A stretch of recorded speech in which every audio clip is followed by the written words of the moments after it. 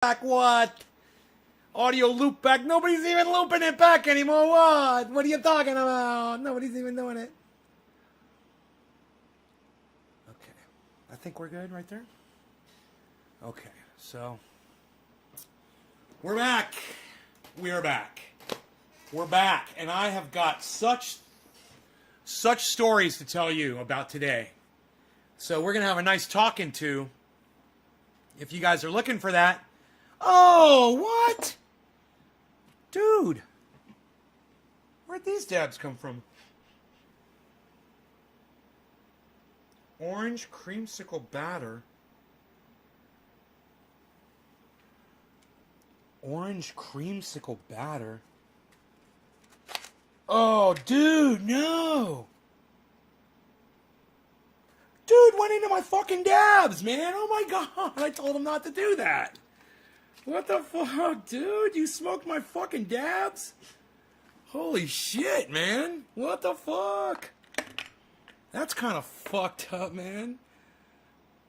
I guess he kind of left me some extra. He took some of mine and he left extra. Well, I might steal your diamonds, but I'll bring you back some gold. Here we go. Okay.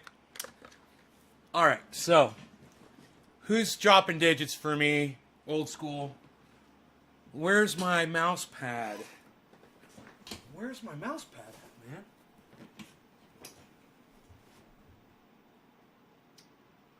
Where the fuck is my fucking mouse pad? What the fuck, dude? Okay, this is really fucking weird. But I can't do a show without my fucking mouse pad, man. I'm gonna get a sore goddamn wrist. What the fuck, man? Where would it have gone? Where would the mouse pad have gone? It just disappeared. That is so fucking weird.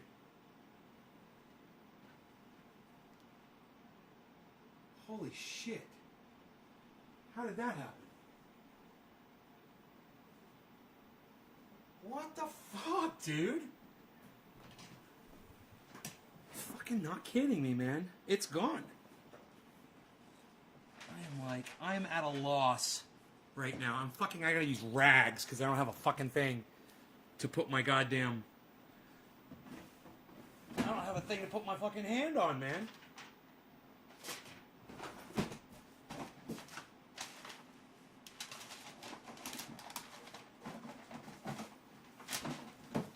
Looking everywhere, man. I don't see it anywhere.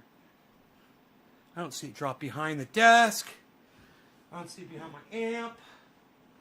I don't see it behind the couch.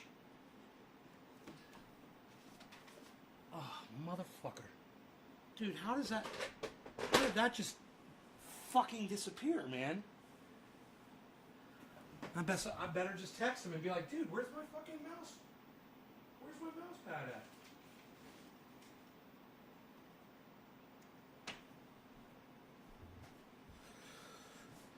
Oh, shit.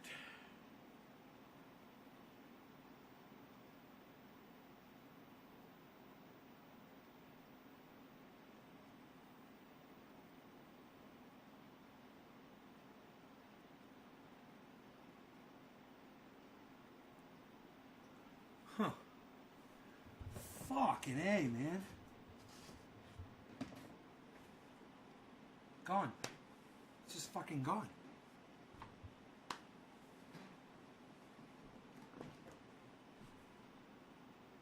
I mean, I'm looking everywhere. I don't know, man.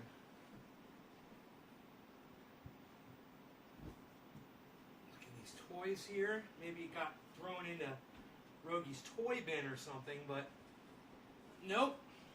Nothing.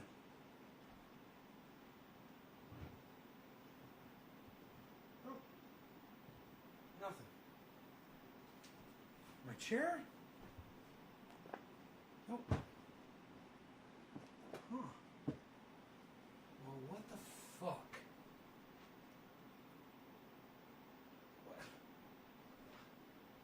What the fuck, dude? I didn't move any of your computer stuff, he says. Somebody did. Somebody did. Someone grabbed my fucking mouse pad and it's fucking gone.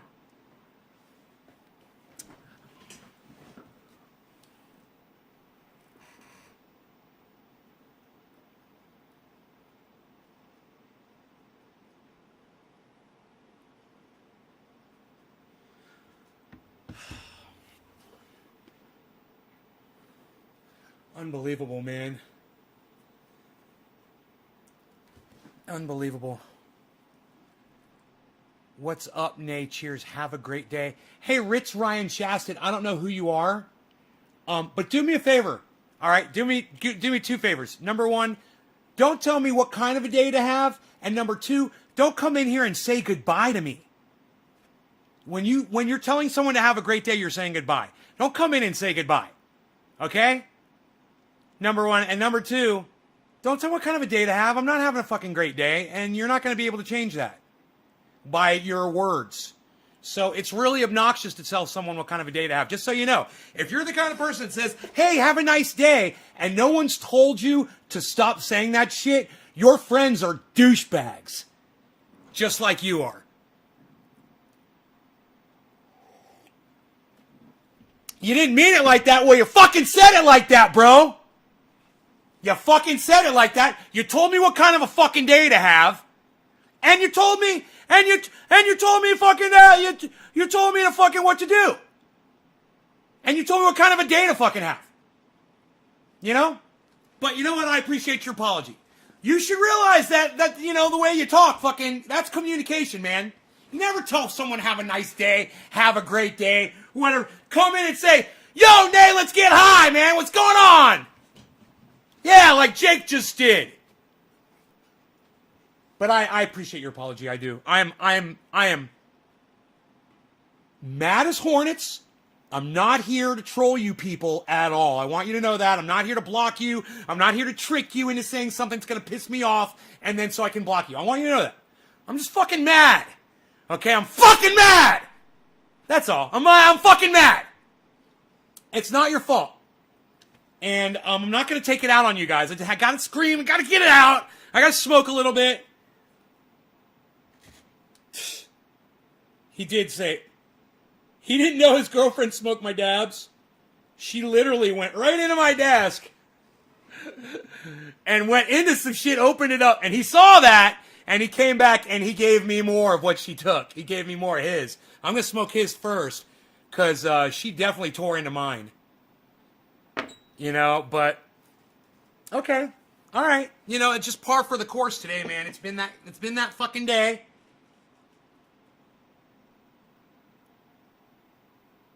It's been that kind of a day. Yeah, I know, man. I know. I got to be able to fucking scream and yell and find my fucking mouse pad. Yeah, that would be great. I would just love to know where my fucking... It just drives... Shit like that drives me crazy. Like, why would someone pick it up and move it from here? Well, it's a bunch of rags all taped up in a nice pad, and it's fucking gone.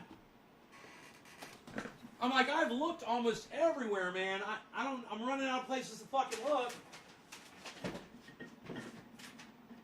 But this kind of shit drives me fucking crazy, man. That is a staple of my live stream show, man. I mean, I always have it. It's always there. I'm looking fucking everywhere, bro. And I'm telling you, man, there's no sign of it anywhere. I'm looking everywhere, man. No sign of my fucking pad. I just don't know why someone would have picked it up and moved it, man. This kind of shit just drives my fucking OCD crazy. Oh, here it is. Whoa. Okay, so it obviously fell on the floor and the dog got a hold of it and ripped it apart. Yeah, and they threw it in there. Okay.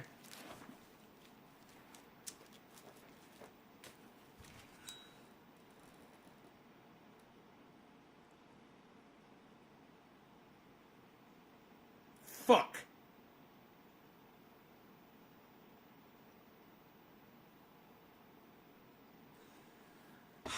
So this was my mouse pad.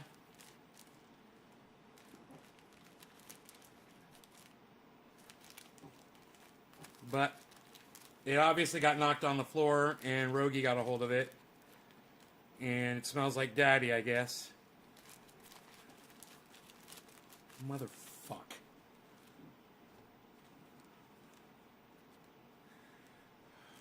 Dude.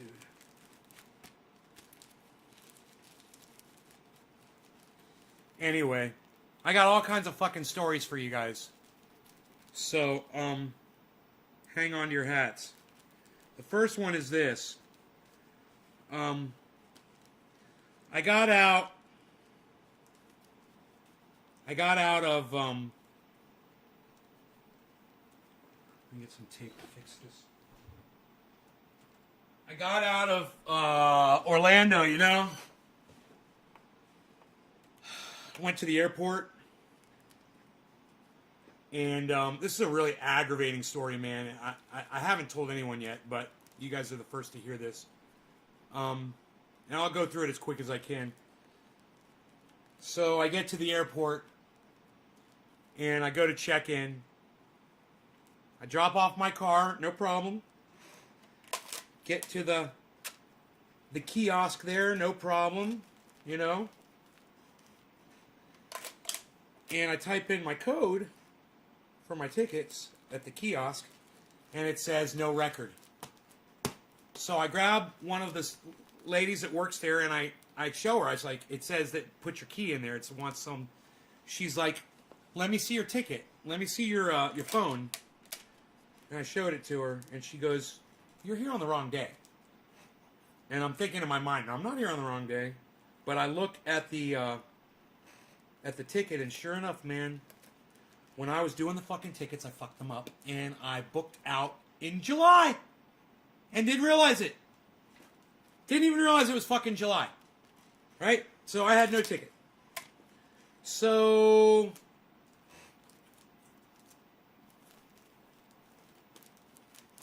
I got a nice new mouse pad now. I think this will work.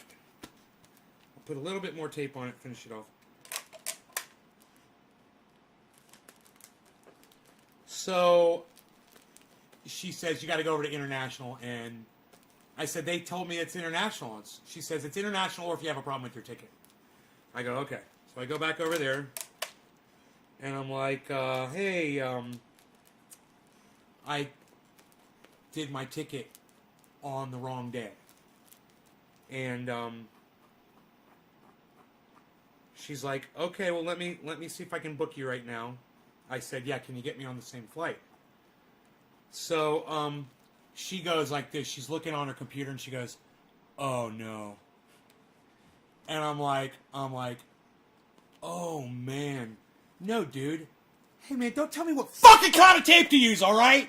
I don't need to use fucking gaff tape. Don't tell me what to do, bro. All right? I know what the fuck I'm doing. You know, the last time I used clear packing tape on this, it lasted for fucking 2 years until my dog pulled it apart. So don't fucking tell me to use gaffer's tape, motherfucker. I don't need anybody fucking telling me what to do today. The last thing I need is anyone in my fucking audience telling me what to fucking do. So shut the fuck up.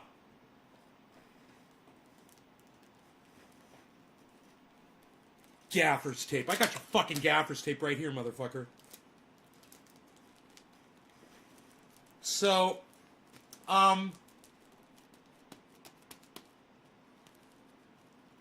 she makes this groan sound, and I go, I'm just like, oh man, I'm not going to get on the flight. They don't have one. It's totally packed. I just thought it was a audio video guy's best friend. Dude, if I wanted this to have stupid looking black tape all over it, I'd go get stupid looking black tape and put it all over it. I want it to look nice, okay? Thanks for the advice. I'll stick with what works, okay? I don't need your fucking advice.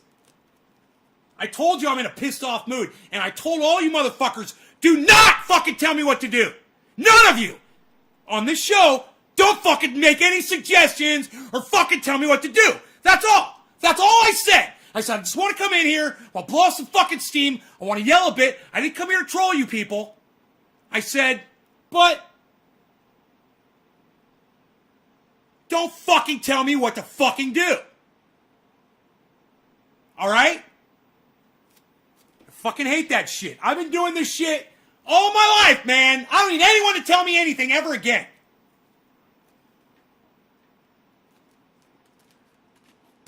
God damn, I should have used gaffer's tape on this. It probably would have worked better. Dude, I'm told you, I'm not mad at you. I'm just fucking mad. If you get in my way, you're going to get sprayed. Drops volume by 60%. Let's loving it. Ah, I love it. Thanks, buddy. Listen to me. So she makes this noise, and I go, what? And she says, I've got you a flight. She says, but it's $800 more. And I said, okay. Okay. Bend me over. Fuck me up my ass. Right? Don't kiss me goodnight. And, fuck you too. American Airlines. Suck my dick!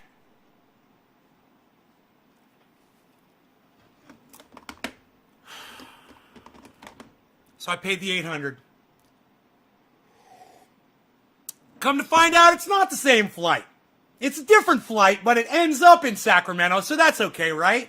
This one goes to fucking Texas instead of Phoenix. It's about a half hour out of the way.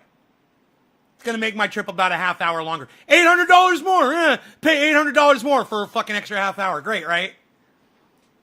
The good news was I got a good seat. I looked on my ticket and they put me in row 14. I'm like, what? I'm not in row 57? Well, this is a fucking miracle. Okay. So I'm like, all right. I'm in Sacramento. I find my gate. I get on the plane. I've got a window seat, I believe. Yeah, I had a window seat. And the person sitting next to me was a girl, and she was thin. So I had all this room, and it was kind of cool, was that she was a real pretty girl. She was a little younger, but she was pretty, and she was kind of leaning on me a little bit, and I'm a lonely old man. So I'm like, oh, that's kind of nice, She fell asleep on me. And that was actually nice, So there was that. So then I get off at Texas, we're in Dallas. And I got to get from this one gate to another. So I go and I check the gates. And all the screens are out. I almost took a picture to show you guys. It was a fucking Windows error on all the gates. It said, press enter to blah, blah, blah. It had a list of fucking DOS prompts and shit. I was like, oh my God, they've been hacked. Texas has been fucking hacked. All their computers are down. I didn't know what the fuck was up. So I went over to a lady. Chaz Banger, Michigan Out of Doors, I love you. Thank you, buddy. I appreciate you.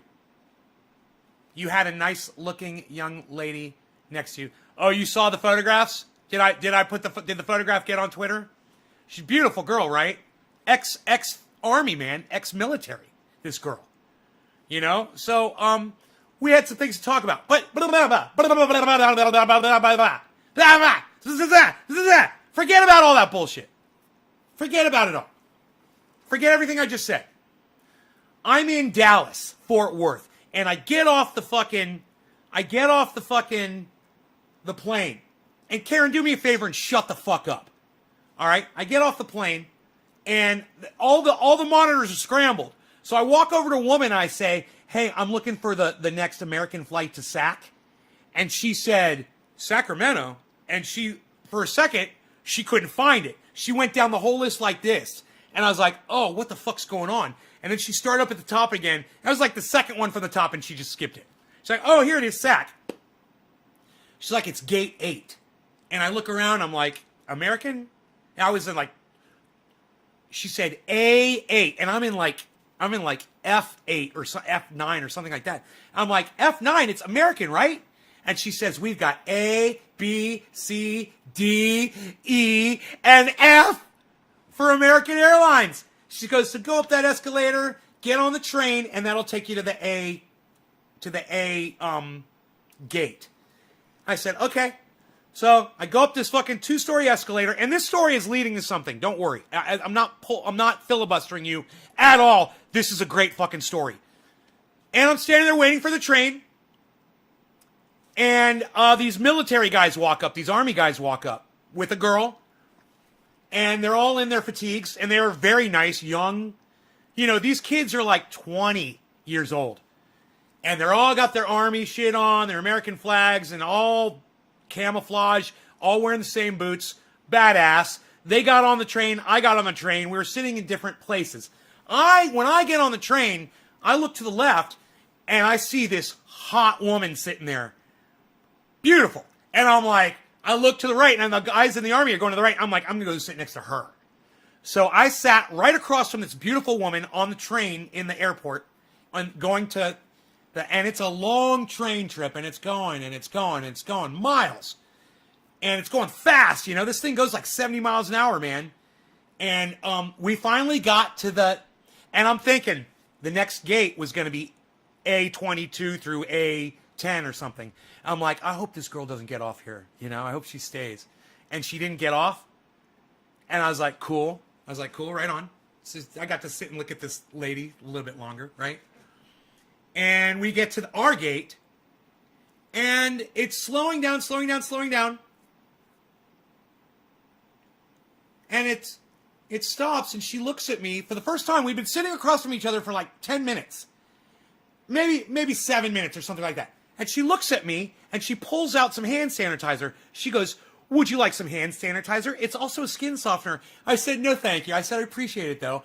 And then she says, this smells really good and will make your hands feel baby skin soft. I was like, wow, this really beautiful girl is talking to me. She's offering me something, and I'm saying no. I'm like, maybe I should say yes. Maybe I should start being a yes man. So I go, okay. And she goes, squirt. And I go like that, and I'm like, ooh, that's very nice. She's like, you like the way it smells? I go, yes, I do. It smells very nice. I said, thank you very much. She said, you're welcome. And I got off the train, and I started walking, and I looked behind me, and she was 5 steps behind me, and I kind of caught her eye, and she goes, your hand soft? And I go, yeah, thank you. She goes, okay, take care. I go, all right. And she's still behind me. We're walking towards the gates. And I go to the bathroom. I go to the men's room. And in my mind, I'm thinking, that hot woman is behind me. She's going towards the same gates that I'm going towards. Man, wouldn't it be crazy if she gets to the same gate that I'm going to? And wouldn't it be awesome if I got to sit next to her, too, on the plane? That would just be so fucking cool. I literally thought that while I had my dick in my hands. I was pissing in the bathroom. I was having all these thoughts, looking down at my dick, and I was going, man, wouldn't it be nice? Wouldn't it be nice if this girl, you know? So I come out of the bathroom after washing my hands, and I start walking towards my gate, and I'm looking at all the gates, and I'm looking for her, and she's got pink hair, and I'm like, I know I would notice her if I saw her, and she's nowhere to be seen, and my heart's broken. I'm like, where is that girl? I was going to go right up to her and say something cute and funny to her. And I got another story that leads up to this one, but we'll get on with that later. Anyhow, so I'm looking at all the gates, and I'm getting really depressed, and then I see my gate, and she's not there either. And I'm like, man, she must have walked past. And I look over to the left, and she's right there, across from my gate, in the hall of the gate, not in the gate itself, but in the hall of the gate, right? She's across the hall on a bench on her cell phone. And I go, hey, Miss Soft Hands. And she looked up, and she got this smile on her face. She goes, hi. I sat down right next to her. We started talking, and we just had the nicest conversation. You know, she was just so nice. So they're calling the plane up, and everything's getting ready. And I pull out my ticket from my other plane trip, and I go, where's your seat at? And she says, A14.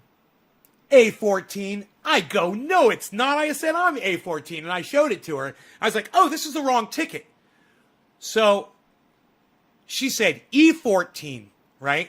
And I misunderstood her. I pull out my ticket, and my ticket is motherfucking F14.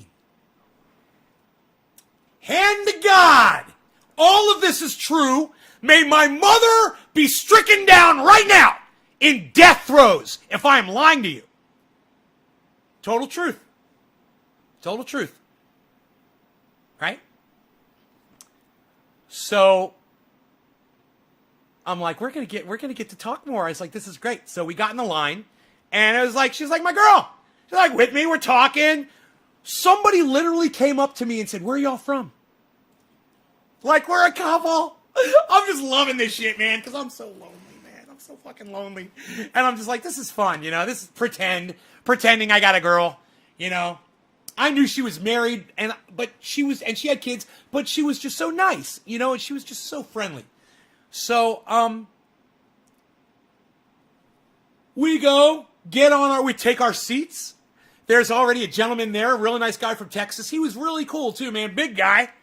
But he was nice, and I liked him. And he was very clean cut. He's a guy from Goldman Sachs, I think. He was doing all kinds of Goldman Sachs paperwork next to me on his computer. Not on Mom, bro. We believe you. I'm just telling y'all.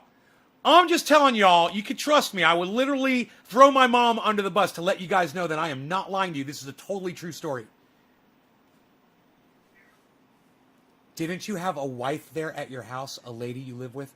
Jesus Ramirez, we broke up and then she died, sadly. And I miss her dearly. I wish she was still alive. I would still call her, you know. But, what do you want, Harles? You want to go outside? Let me see what my kitty cat wants. This story continues and it gets better and better and better. But I don't have to tell you much more of it. You know, we had a really nice conversation. She called up her husband when we landed, and she introduced us. She's like, this is the guy that's sitting next to me. I was like, what's up, bro? He's like, hey, man, he's a really cool guy. Couple years younger than me. And but there's so much more to say about that whole thing. I don't want to get into that yet. I want to take care of this dude first. And then I'm going to come back, and I'm going to tell you about our movie situation and some of the things we talked about, just a couple things. And then we've got to talk about my driving. We're going to talk about that too, the drive back. Great story there. You're going to those of you who don't stay for this, that like you might be getting a little bored, stay. The second story is way better than the first one. You're going to love it. It's going to get so exciting. But anyway, let me take care of this key. What do you want? Show me. What do you want? Come on. Want to go outside? Want to go outside? You got food. You got food. Look at this. You're all fooded up here, dude. Oh, the chair wasn't out. Here you go, Sleeks. Here you go, Sleeks. There you go, buddy. There you go. Enjoy. How about it? All right, so very, very, very long story, very, very short, okay? Here you go. Get on the plane. There's an old lady two rows back. This young woman with a baby comes. This woman is sitting in the aisle seat. And this woman has the middle seat with the baby. And she asks the old lady, she's like, hi, I've got the seat next to you, and I was just wondering if you would trade with me because I got the baby and I have access to the aisle. And the lady says, I am not giving up my seat. I want this seat. I paid for this seat. And the girl was like, well, okay, you could keep your little seat then. You know what? That man right there is waving at me, and he's going to give me his aisle seat, and he's going to move over for me. So, you know, you just sit back down in your seat right there. And I'm telling you, the way that girl spoke to that woman, I felt so proud. I felt so alive. I felt so human. I was like, this is how I talk to my audience. You don't let them get away with shit. You got a baby in your hands and you're just asking someone to do you a favor by switching seats with you? And that lady's not gonna fucking take the middle seat? Fuck that cunt. She's a dumb cunt. And yes, I say the word cunt a lot. And that's okay, guys are cunts too. So just realize it's not a sex thing. It's not, I don't hate women. I love women. You know, just because I say cunt doesn't mean I don't love women. Okay? Remember that, ladies. And you can say cunt too. And you should. Take it up a notch, man. Take your curse game up a notch and start saying cunt. It'll make you feel, at first you're going to feel real dirty, and then all of a sudden it's just freedom, baby! Fucking freedom! You're like, I don't care what people think about me, this is how I fucking feel. That bitch is a cunt! And you're like, man, I feel good. So anyway, long story short, when I was long story, but her and I ended up walking out to the cars together, right? And on the way out past the baggage place, we saw that girl with the baby. And I walked up to her and I confronted her. And I said, hey. And she goes, yeah. I go, I just want you to know, the way you spoke to that woman on that airplane back there, it made me feel so good. She deserved to be talked to like that. And you are a great mother. And I looked at the little baby that was like 6 months old. And I said, you got a great mommy there. And her husband walked up just as I said that, and I walked away. And he probably was like, what'd that guy just say to you? He said I'm a great mother for cursing that lady out on the plane. Okay, more long story short. Here we go, because I got to do it. Fucking dab. Long story short, her and I walk out, and I tell her she just had some hip surgery. And I'm like, give me your address, hook up with me on Facebook, and I'll send you some triage oil for your hip. And she's like, oh, yeah, definitely, thank you. And she checked out Nay's Garden, and she was watching from my mom's house, and she's like, oh, I see what you're doing here. I was like, that's at my mom's house. I don't really curse there. I said, you should go back to my house at California shows and see how I really am, just so you can see what kind of a person I am on my show. And she's like, I don't care how you are on your show. She's like, I like you just the way you are. She was just so nice, man. Everything she said. And I've got some photographs. And she said that she was going to text me the photographs that she took too. But I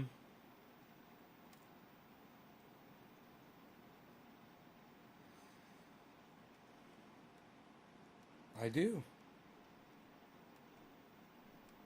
I do, sir. Okay. Pictures.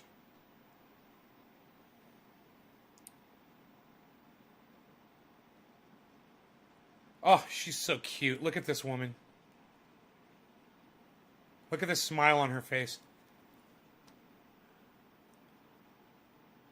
Cute, huh? Isn't she gorgeous? And what a delight to talk to her, and just have someone like that to talk to while I was having a shitty freaking flight, and she made it awesome.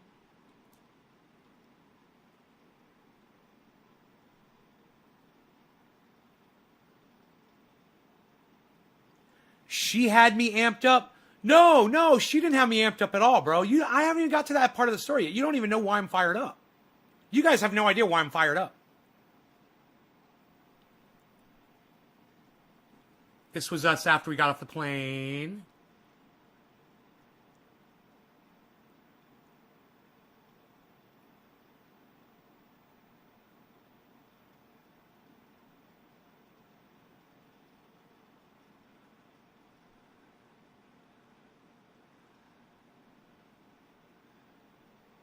Hey, Tula. Hi, how are you? I was just showing pictures of this really nice... Yeah, this is what I came home to. Things like this. But we'll talk about this. We'll talk about this later. We'll talk about this a little later. So, I want to do a dabby dab, dab, dab, dabby dab, dab.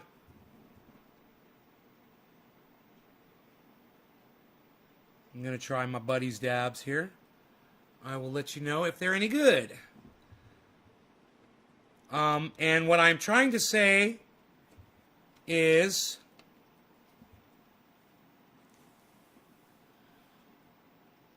She is a hottie. It's too bad she's married with kids, and she's happily married, too. But, a woman like that is going to be. With an attitude like that, she's going to be. She's going to find a great guy. She's going to have great children. And she's going to live a very happy life. Because she's got a great attitude. That is 95% of the game right there, man. Her attitude is unbelievable. I really thought that people didn't like me. My mom and my sister have really convinced me in me thinking that people won't talk to me because of my beard. I started believing it. And then I was at the Springs with my friend Billy, and he's got a Grizzly Adams beard. Like he doesn't shave at all, so it's all scruff. And I said, Billy, my mom and sister said, cut it off. They both said women hate it. And Billy said, bullshit. Women love beards. Don't let anybody tell you anything different. I said, okay. Because, I'm a little shaky on it, because 2 years. I haven't been with a woman in 2 years. I'm starting to feel like I'm not attractive to women anymore, And then I got on the plane, and then this gorgeous woman just showed me attention and said she wanted to be my friend. And I'm not saying it was an attraction thing or anything like that. I mean, she was a beautiful girl. I was totally attracted to her. But I'm saying it made me feel good about myself. Finally! Why can't I feel good about me? I'm starting to get my 2-pack. I'm working on this. I'm fucking working on this. I'm working on my stomach, and I'm going to do it. And I feel good. I have more confidence now. But the last thing I need is family members telling me that I'm unattractive because I choose to wear a beard, man. And I'm watching TV with my mom, and, guys with beards would come on and, oh, he's so handsome. And I'm like, motherfucker. Really? Really, Mom? The guy with the beard?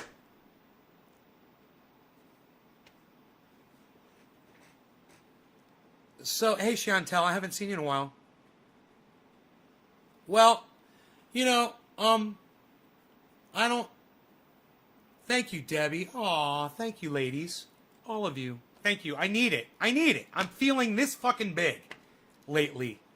And I'm telling you, getting on the plane with that woman was the best experience of my fucking life. I needed that right now. But the story gets so horrible. And I know some of you are wondering why I'm so angry. And I'm going to get to it, man. I got to do this fucking dab. And this story gets really wild, man. You guys are just going to be like, whoa. This is going to be like a fucking 2-hour epic show, man. And you guys are going to be so glad that you stayed. Those of you who leave my show for no other reason because you're bored, good. Go fuck yourselves. You're going to miss the best fucking shit. Go fuck yourselves. I don't care. If you're bored right now, go fuck yourself. I don't need you here. I'll tell this story to one person. I'll call my mom and tell her the whole fucking story. It's an amazing story. I just want to tell the story to somebody. I don't need a whole bunch of people here. So, okay, a couple people left. Anybody else? Anybody else want to leave because I'm offending you? Go ahead, leave. Miss the fucking great part of the story. Miss the exciting fucking R-rated part of this fucking story. Miss it. Go ahead. Miss it. I'm the guy you're wondering about. I'm not being that guy, the PG guy. PG guy everybody likes. No, I'm being that R guy. You don't know if you like him or not. You don't know what he's going to do next. But there's something about that guy. Kind of draws you to him. That's one of my favorite fucking lines, man, in a movie. Don't be the PG guy, man. Be the R-rated guy. Be the guy everybody's asking questions about. Be the man of mystery. Love the twinkle in your eyes when you looked at your mom and dad. Oh, yeah, of course. 1 minute. I'm on it.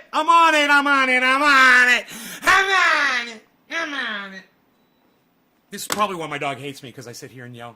Oh, you guys are like, hates you? What? I don't like to talk about my dog hating me. Okay, so just shut the fuck up. All right, don't bring it up again. Me. Don't bring it up me. I'm going to bring it up, though. And you guys are going to find out the whole story here. You guys are going to be like, what? You guys are going to be like, what? Yeah, man. You guys are going to be like, what the fuck? Sticky Icky, thank you. How can anyone be bored here with you, Nay? All the women love you. You're awesome. All the women don't love me, but they like watching the show, and I appreciate that. That's good.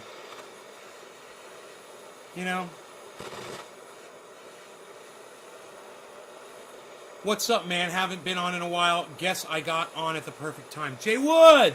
Man, I hope Jay Hood shows up. We got Jay Hood and Jay Wood at the same time. That would be great. Jay Wouldn't or Jay Wood. Procom 32, kapow! What's up, son? We're just about to go kapow to the brain Insane in the membrane. Insane in the brain.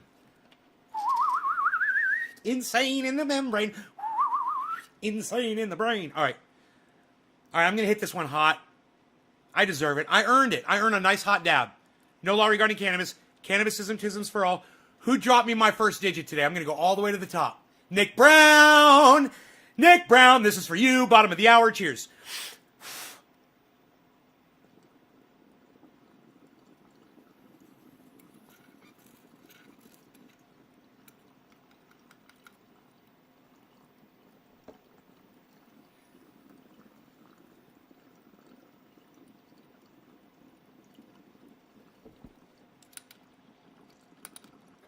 Forgot how to use my own dabber.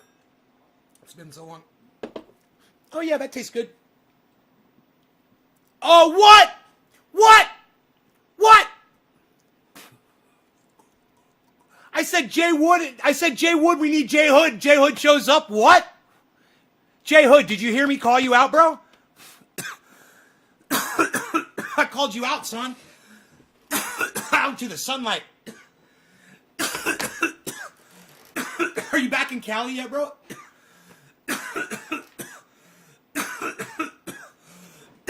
Hey, we got a focusing cam, guys. Dab sweats in California.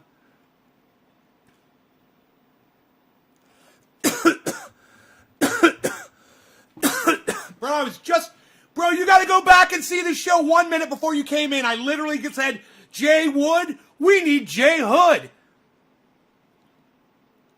I said we need both Jay Wood and Jay Hood up in this bitch at the same time.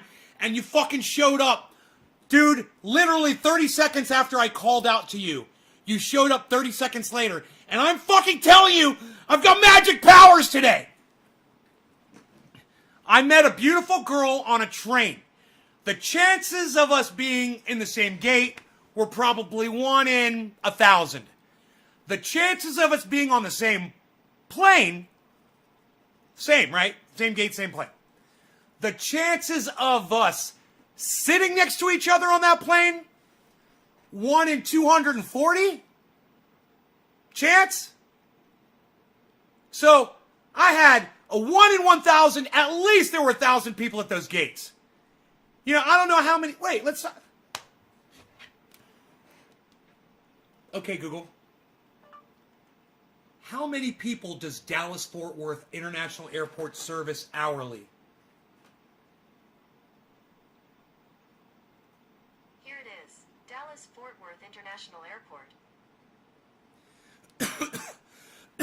Okay, Google.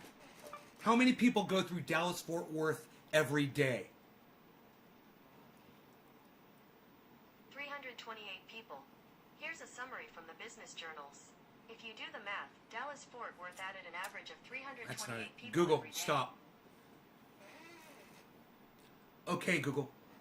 How many people use Dallas-Fort Worth Airport every day? 1850 flights. According to less than B greater than DFW Airport, less than B greater than. Dallas-Fort Worth International Airport is the world's 4th busiest airport, offering nearly 1850 flights per day and serving 64 million passengers a year. Dude, the chances went way the fuck up. So you multiply 1850, and let's just go low, okay? Let's go low with this number. You know, I know my airplane had more than 200 people on it, but let's say 200, okay? So let's just go low. So let's go 1850 times, let's say 150. Now we'll keep it honest as fuck that way.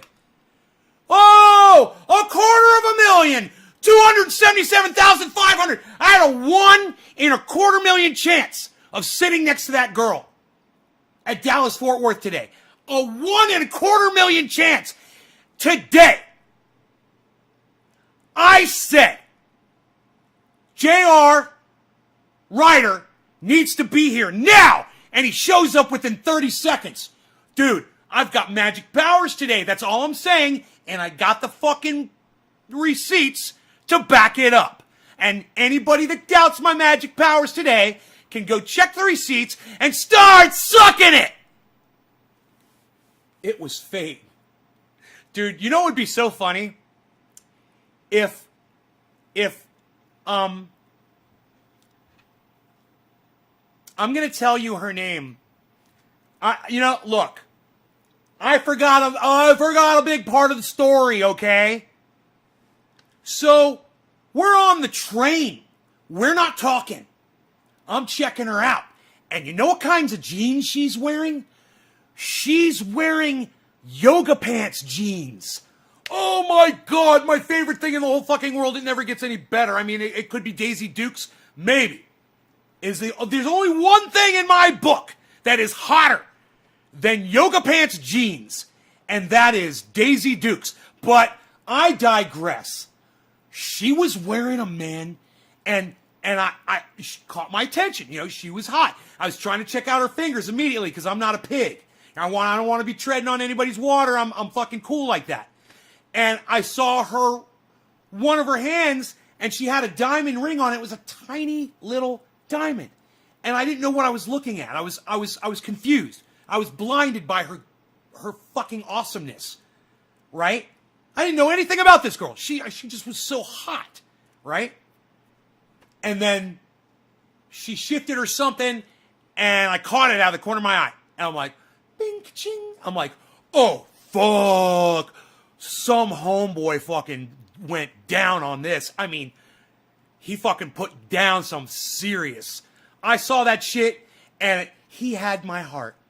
This fucking diamond ring, bro, I mean, it was this giant, beautiful center stone with all of these other strips of diamonds surrounding it. It was the most beautiful fucking ring.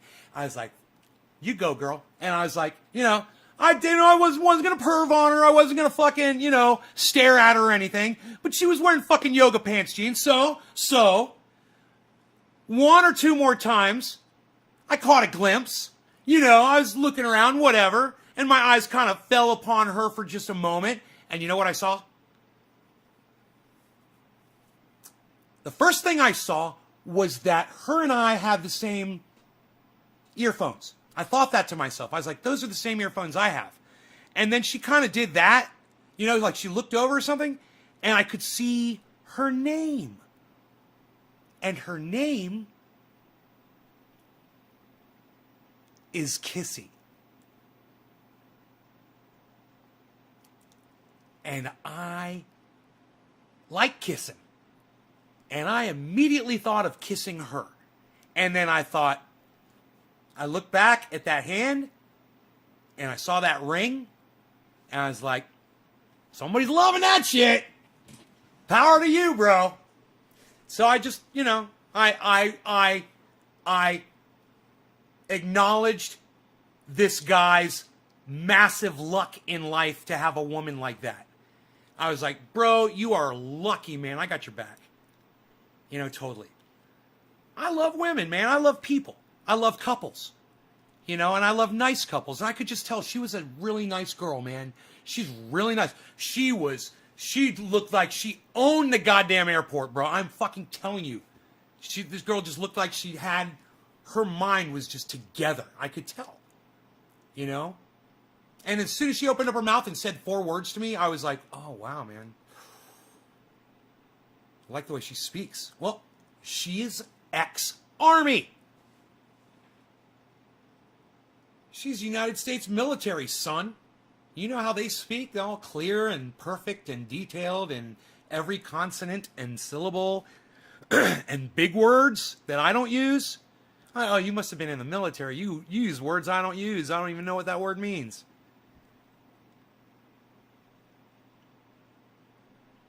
The best ones are taken. And that's the way it should be.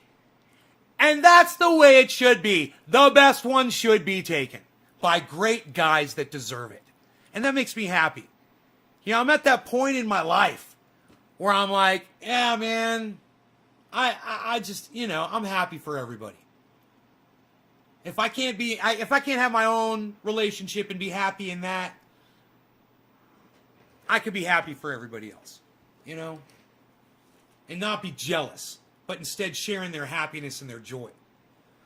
And I was, man, We had a nice conversation. We had a lot to talk about. She showed me pictures of her sons, and they're beautiful. And pictures of the whole family together, her husband. She's got a rabbit. She lives in the most fucked up state. You guys would laugh and laugh and laugh and laugh if you found out what state she lived in. But I can't reveal too much personal information. But I have a feeling you're going to see her on the show. I think she's going to come into the show one day and say hi. You know, she's down like that, man. She's cool. And, you know, maybe when she gets home, she's chilling with her husband, they'll pop in and they'll say hi. And I would fucking love that, man, because I really needed to meet someone like that. She put so much more confidence in me. And I was losing everything, man. I was just falling apart because I was just trying to keep my friends together when I was back in Florida, man. I was just trying to juggle everybody and try to just give as much love to everybody as I possibly could while I was there. And it was I was drained, man. You know, when my buddy, man, he was playing, he's the best musician in fucking Florida. He's the best musician in Florida. He was playing live, and I couldn't even go see him, man. I was just so fucking tired, man. Emotionally. You know, physically, I'm fine, man. But emotionally, man, I just, oh, God, I just had to go to sleep, man. You know? I had just learned so much. I had talked to so many people. And my brain was just overloaded. And all I wanted to do was drive out there and see him, man. I was like, I can't do it, man. I fucking can't do it. I wish I had somebody with me. You know, if I had somebody with me, we could have gone together. I would have been motivated. We could have made plans. I could have been motivated to go. Okay, so I did my dab. Now, are you guys ready for the story that I told you guys about? There's 2 stories. I promised you guys if you stayed, I told you it's going to be like a 2-hour episode and that you guys would be thankful for staying. And I don't ever jack you guys around like this. I don't ever string you in and keep you in and whatever. I got better fucking stories coming and you guys are just going to be like, that's fucked up, bro. You're going to be like, that's fucked up. So, got in my car, found my truck out in the parking lot. I knew exactly where it was. I triangulated that bitch. You know, when I parked my truck, I looked at the fucking tower, Sacramento air control tower. It's the big, ugliest fucking thing you've ever seen in your entire life. It looks like a penis coming out of the ground. And it looks like an evil penis that wants to hurt you. It's disgusting. It's the most disgusting phallic symbol I've ever seen in my entire life.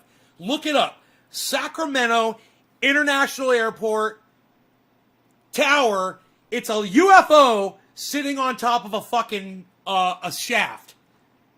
It's what it is, man. And you know it's gonna fucking hurt. You see the fucking head of that dick coming, that bitch is gonna hurt. Oh man, you know, is it even gonna be able to be pulled out? I don't know. It's got barbs on it. I spot that thing. I look at my fucking light pole over here. I got a light pole behind me. I'm looking at the parking lot. The airport's over there. I'm right here. I know exactly where I'm at. I'm all fucking happy. I go right to my fucking truck, man, and I'm like, I fucking, dude, I'm telling you, I am pumped. I'm getting in my truck, and I'm gonna go home and see bees. I fucking can't wait, man. I could just barely stop myself from tuning into the fucking camera and checking in on the bees.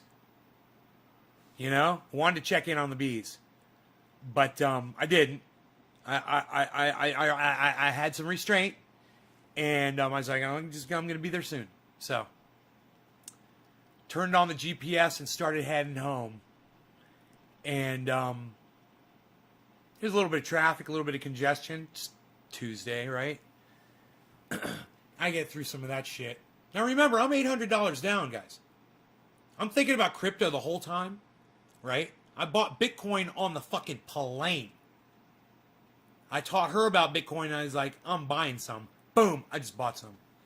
It was at like fucking 40 fucking 5 or... it was like 47 or 45. Her husband just bought some at 43. And I was like, tell him he's going to feel good because I just bought some at 45. She texts him. He's like, you just bought it at 45. You did better. My husband's better than this loser on the plane. So I get out. We're on the highway. I'm on the highway. We're me and all my personalities, right? And I get behind this fucking Dodge. I mean, at first it's a truck just like mine. And he's moving. He's doing like 82. I wasn't even looking. I didn't give a fuck. I'm looking for cops. I wasn't looking, checking at my speedometer. You know? So he's doing like 82 miles an hour. Traffic sits at 70 mile an hour zone. We're going 82. Right? Nobody's fucking passing us. Nobody, bro. We were just, people are cool out here, man. They're coming home from work, man. Everybody's just driving, little over the speed limit, on cruise control, and we're just zip, zip, zip, zip, zip, zip. And then this fucking semi decides to fucking pull out. He's in front, right? Guy fucking separates us and starts doing the fucking side-by-side shit. I'm like, really, man, is that what you're going to do? Because I'm not tailgating. I'm being cool. I'm car lengths back. What's up, Billy? 0.10% less than you at the same time. Right? Right? Who knows, bro? I got it at 40. I think I bought it at 45, and I think he bought it his at 43. I think. I don't think that's 10%. That's not 10%. Maybe it is. No, I don't know. I can't think. Anyway, story. Truck moves over. I catch back up to the Chevy, right? And we go. And this guy's fucking moving. It's fucking great. And then he gets off. And so I'm like, I'm looking, you know. And I slow down. Because I ain't going to take a ticket. No way, man. I was already pissed off about the $800. So I already got my fucking speeding ticket, right? So I pull into the slow lane, and I'm doing 79 miles an hour. And a fucking Dodge goes by me. A Dodge full size. 89 miles an hour this motherfucker's going. I'm like, hey, bro, what's up? So I'm like, I got you, son. I got you.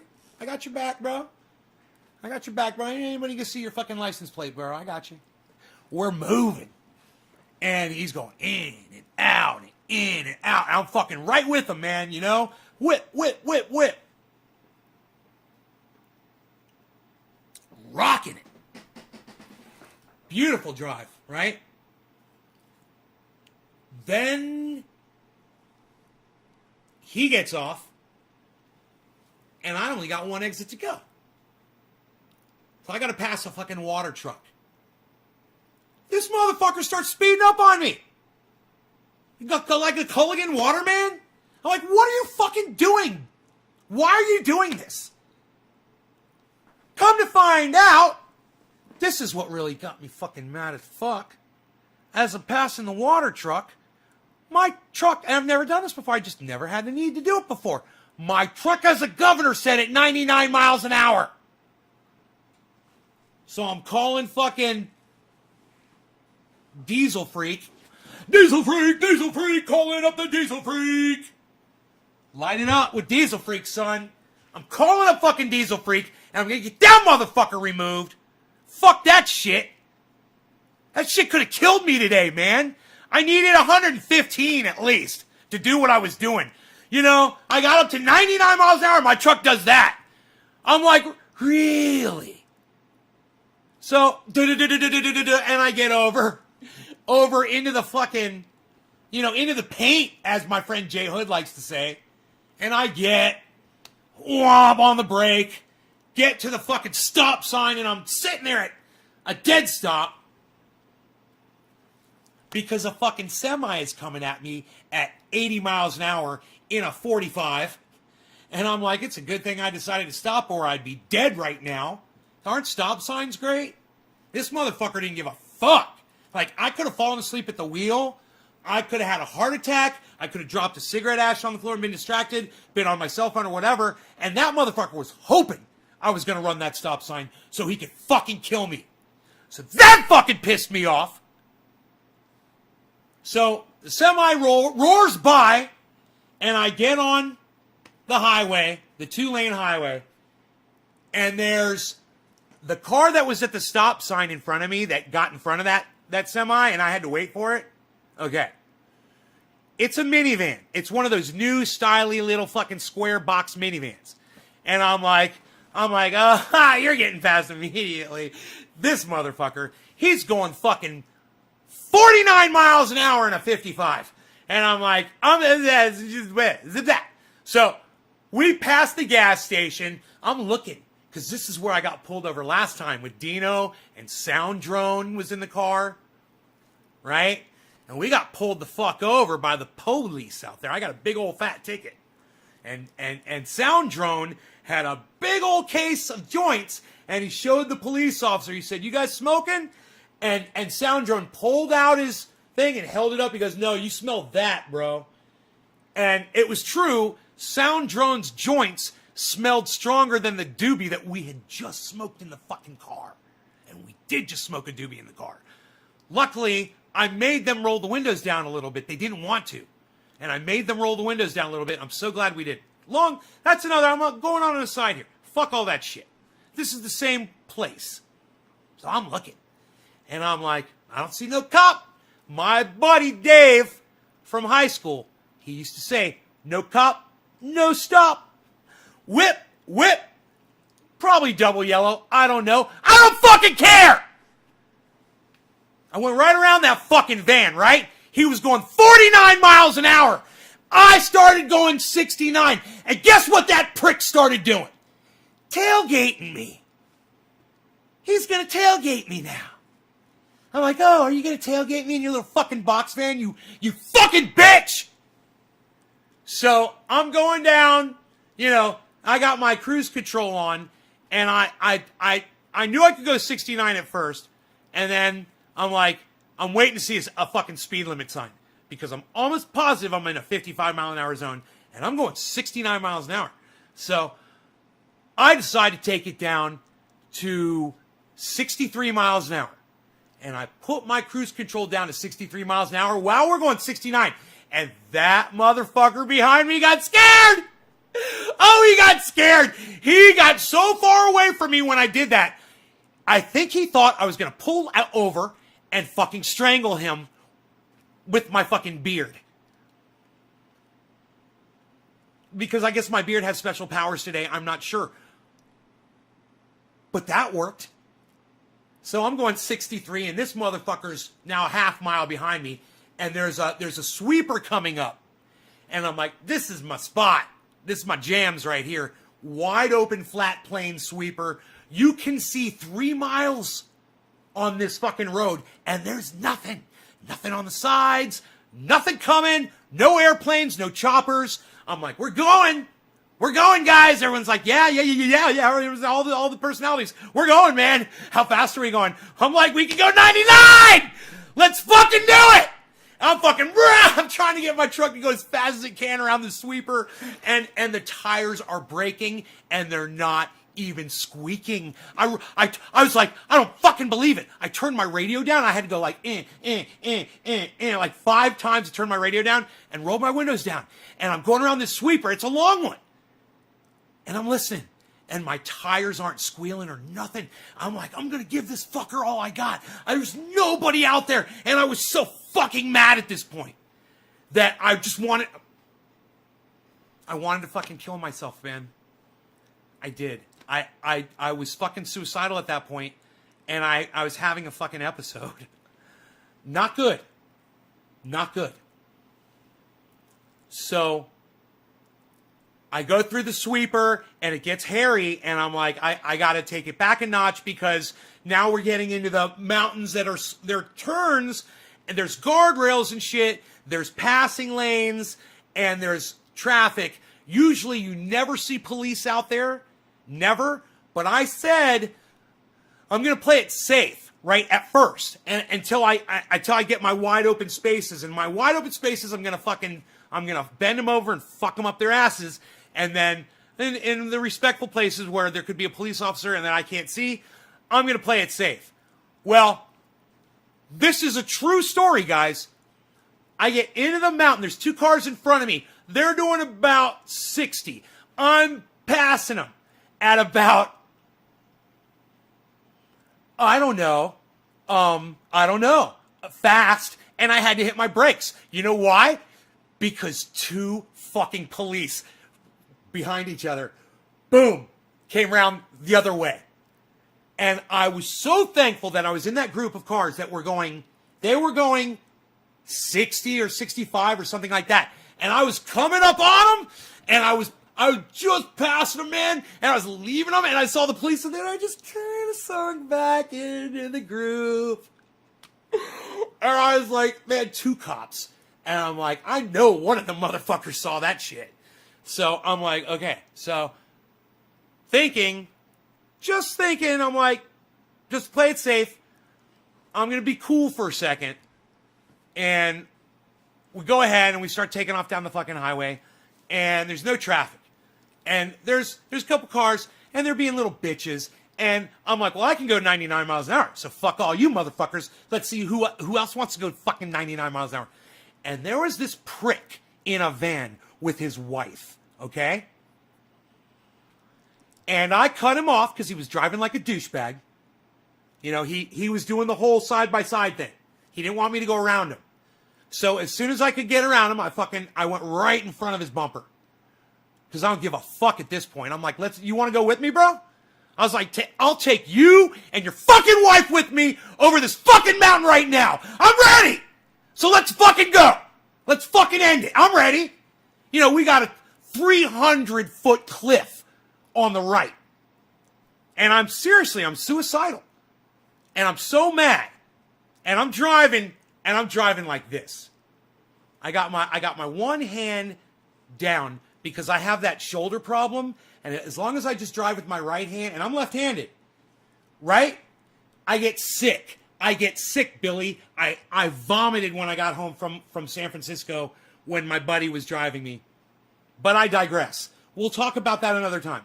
Let me get on with the story because it's long, and I got to get through it. He's got his wife in the car. And I'm thinking, because I'm always thinking, I'm like, let's see, because I know he's mad now after what I did to him. And he was already being a prick to me by not letting me pass. He was already being a prick to me. And I was not tailgating. I never fucking tailgate. Ever. So you never have an excuse to be a dick to me just because you see me coming up fast. Then I stop at that 2-second following distance and I keep it cool. And I give you your time and you take your fucking time. I never press anybody. But people are fucking narcissistic fucking cunt douchebags. Right? And this motherfucking prick was too. So, you know, I let him know. And I said, you can fucking put your wife at risk. And let's see if she starts fucking screaming at you. So I go 99. And this motherfucker in a minivan, a little maroon,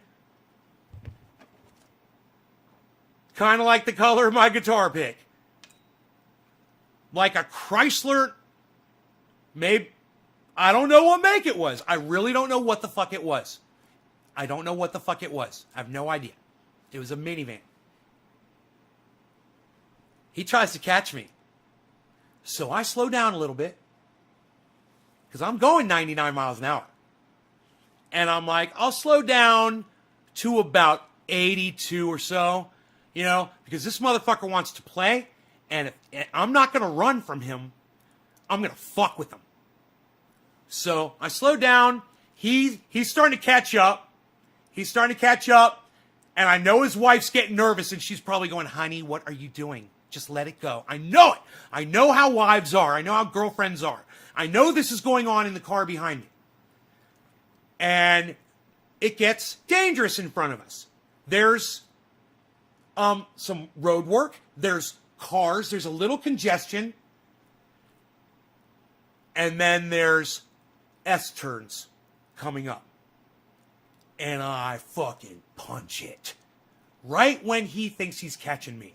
He's about an eighth of a mile behind me. And I fucking go through this traffic, whip. And then I hit the fucking S-turns and I'm 99 miles an hour again. And I'm going, wow, wow, wow. And I'm literally just fucking hanging on both hands. And I'm going, wow. And I'm like, fuck it, I don't give a fuck. Let's see what this motherfucker does. And all of a sudden, there's a semi and a fucking somebody pulling a goddamn long trailer. An enclosed trailer. Like a big one, like a race car trailer. You know, like a, what do you call those things? A adult toy trailer, right? Big one. Like there could have been a bus in this motherfucker. It was like an 18-wheeler looking motherfucker. It wasn't that big, but it seemed that long, but it wasn't an 18-wheeler. But there was an 18-wheeler to his right, right? He's behind the semi, and as I'm coming up at 99 miles an hour, he decides to fucking get over. No turn signal. Toy hauler, right. No turn signal. So I got these two guys in front of me, right? And in front of the semi, there's more cars stretched out.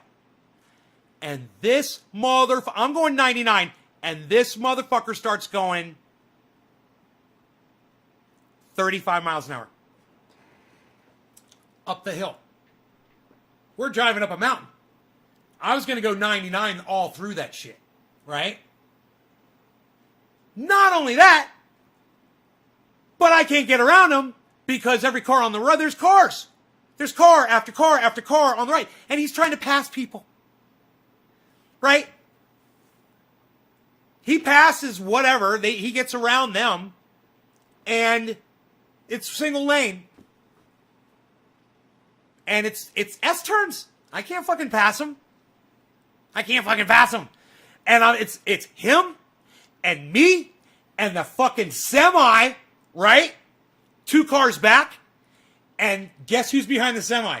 Red minivan. Way back there. And I'm laughing. Right? I'm just laughing my ass off. Because we're all going 35 miles an hour. And I'm up near the front.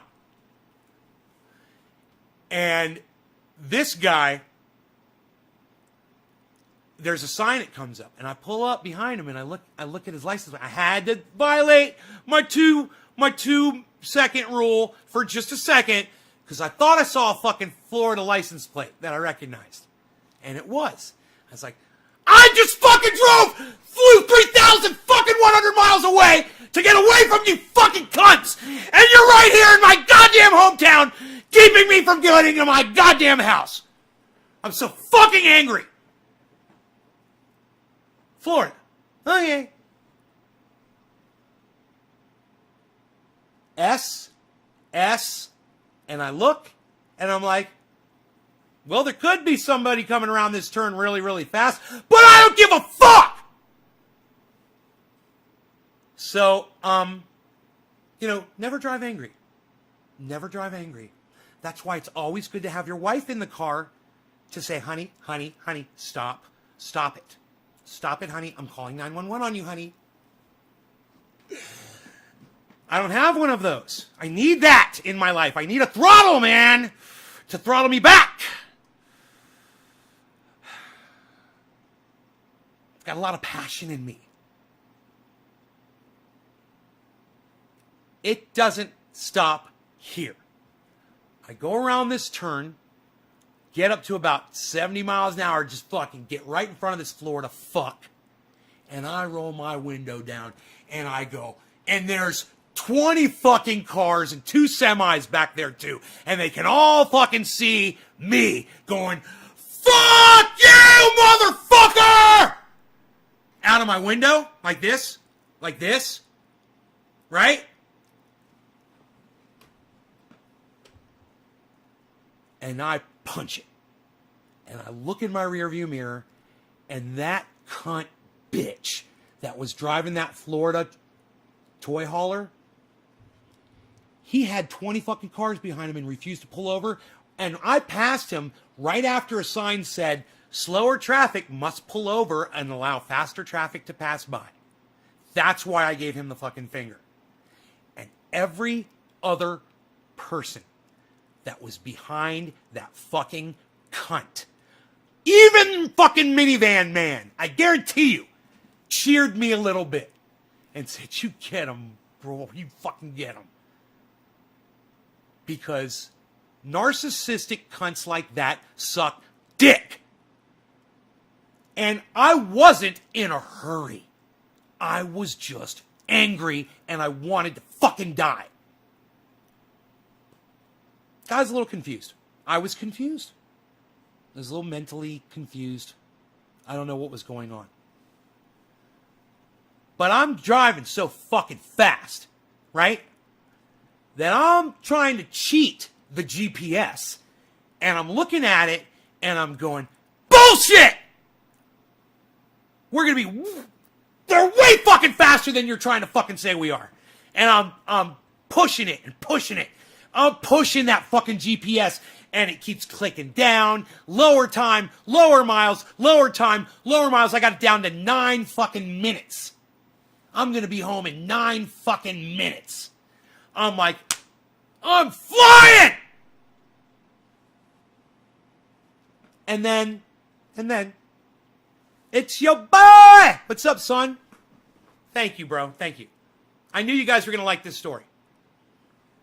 Bad Bad Blue Jaw is trying to keep me honest. This next encounter is going, and there's 2 more encounters on the road before we even get to the next story. Yeah, there's another story. I told you, fucking 2-hour epic show today, guys. I'm telling you.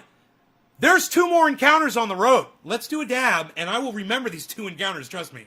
And if I say, what was it? Just tell me, the 2 encounters on the road. I'll be like, oh, yeah. You know how I do. All right, what are we going to call this, man? 710? I don't give a fuck. I don't give a fuck about anything anymore, bro. I don't give a fuck about anything anymore, man. Just wait until you hear the final story. It is... And look, people are leaving. Let me tell you something. You people that are leaving, you're going to miss the best story of all. It's got nothing to do with driving a vehicle. And you guys are fucking if you leave this fucking show now. You're going to fuck yourselves. And I don't give a fuck. Like I said, I could call my mom and tell her the story. I'll call my sister. Call Dino. Call Iceman. Yeah, you're not going to like it. You are not going to like the last story. Nobody's going to like it. I don't even think my biggest haters are going to like it. But we'll get to that, man. There's some things that happen to people that no one deserves ever. And I had one of those things happen to me today, man. So we'll talk about it after this dab and after I tell you about my other 2 encounters on the road coming home today, okay? If you guys want to share this in social media, put it in a large group on White Vapor. Put it in a large group on Facebook for me. Would you do that for me right now, please? There's 45 of you here, by the way. If I don't know if you guys realize that, so I'm just going to show you.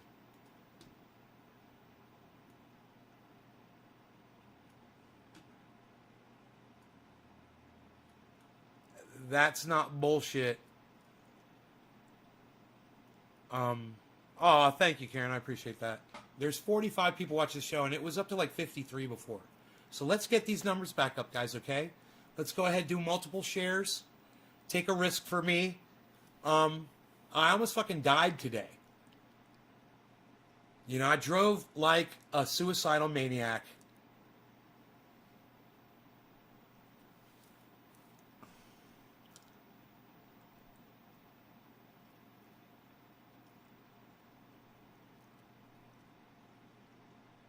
God, I don't even know if I had my seatbelt on. I don't even know if I had my seatbelt on.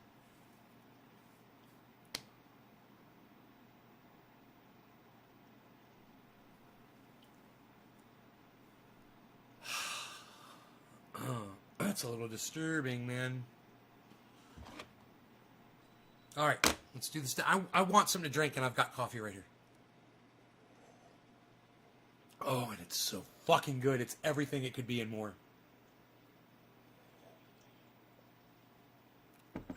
I know, I'll call it Rearview Mirror, starring Eddie Vedder.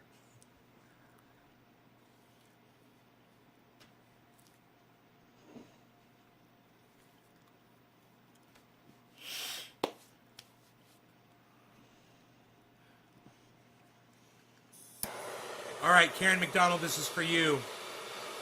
Thank you. Thank you for dropping digits, everybody.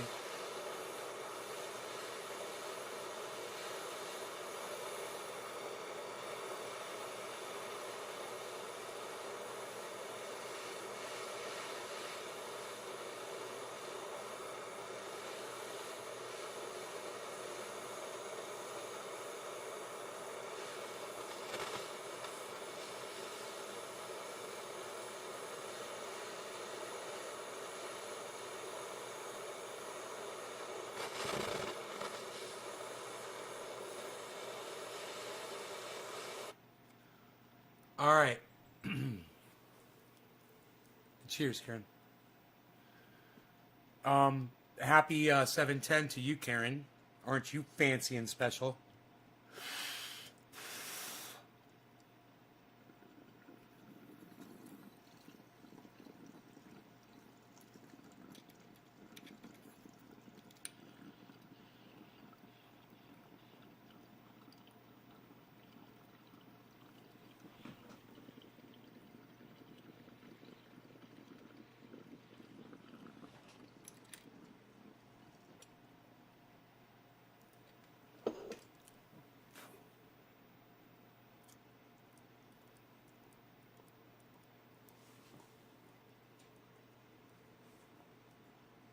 Tonka, but I'm home now, son.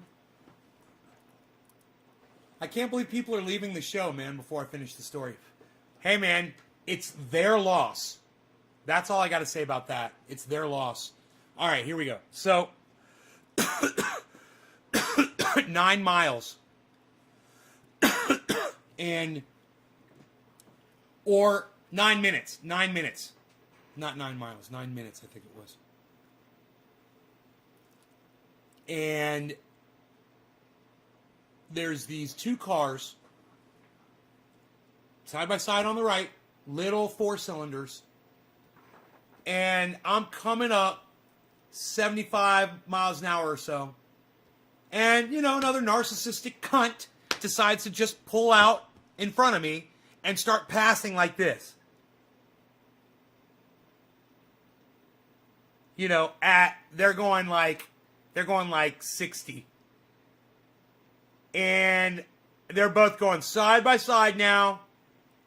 And I'm just like, I'm behind this little tiny white fucking 4-cylinder, right? That's going like this.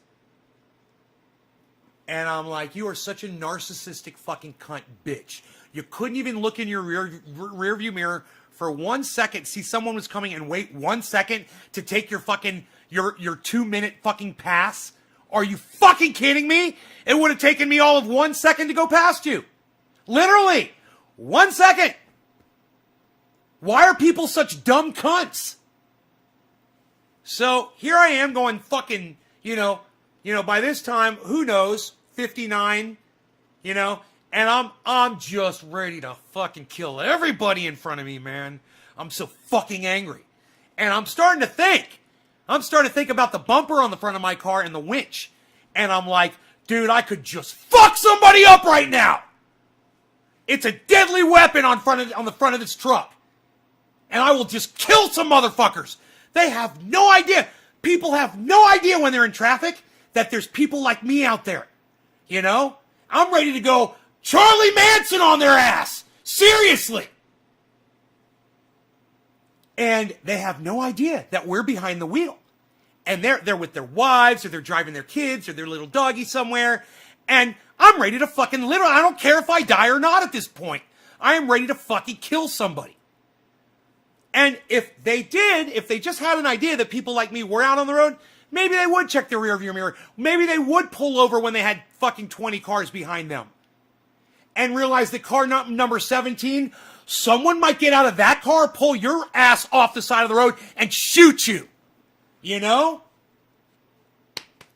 Stop driving like cunts, man. Get the fuck out of our way. There could be babies in car seats and shit. There could be. Then drive like it. Then drive like it. Then fucking drive like it. Be safe. Get the fuck out of my way. I'm not putting anybody at risk until they start driving like dumb cunts.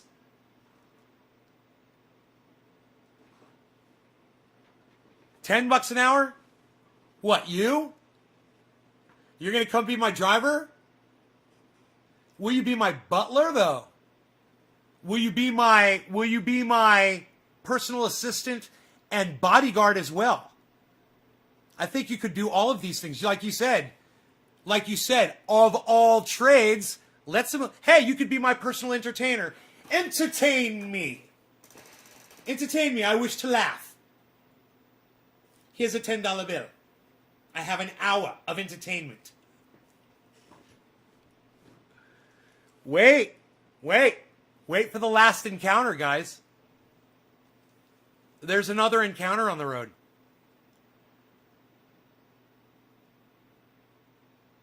So, I haven't even finished this one yet.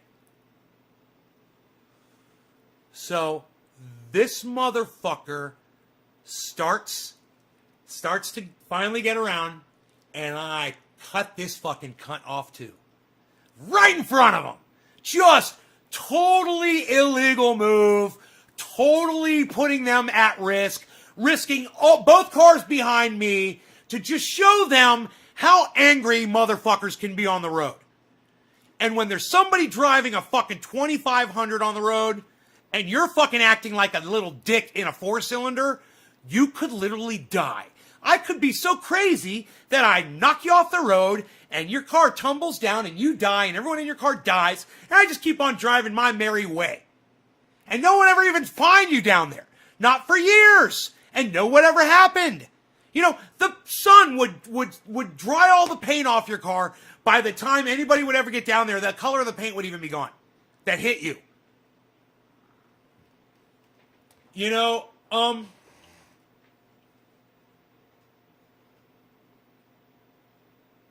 I got around this motherfucker, and I had 9 minutes ahead of me. And I punched it, and I had my windows all the way down. I do this, even though it was with the little buttons over here. Had my windows all the way down, coming around the mountain, and I want to make my tires fucking squeal. And I'm going 99 miles an hour trying to make my tires fucking squeal across the pavement. And I can't get them to release at all. The truck was dry. And you know what? They're cracking a little. I'm going 99. They're cracking a little, but not enough to drift. And I was in 2-wheel drive. And it was pissing me off. Because I wanted to push my car into fucking, into little bits of slides. And it just won't, man. Not at 99 miles an hour. It's not enough. And it pisses me off, man. So I get where I'm like, okay, a cop could come up this way, you know, I'll probably slow down. So I slow down, and I got to go through a roundabout. So I go from 75 miles an hour into a fucking 5-mile-an-hour roundabout, man. And I get out of that like a goddamn washing machine. And I start heading home, and I'm getting closer, right? And I can almost fucking smell the goddamn forest from there. And I'm getting closer, and then it happens. I'm getting ready to turn, and a car gets in front of me, to turn in front of me. And on the back of the car it says student driver.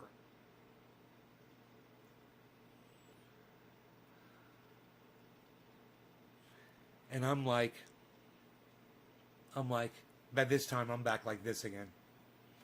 And I'm like, oh, you're a student driver, are you? I'll fucking teach you how to drive! You should see what I just fucking did for the last 2 hours, motherfucker. Yeah. So, I'm behind this fucking student driver. I'm like, what can I fucking do that's illegal? So I can get around this motherfucker, I can break the law, and I can show this motherfucker an example of bad driving.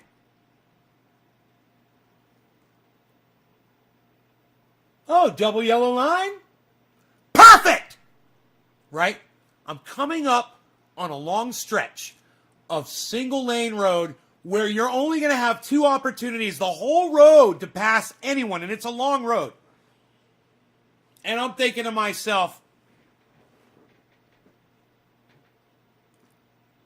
I'll bet the student driver's going down that road. Perfect.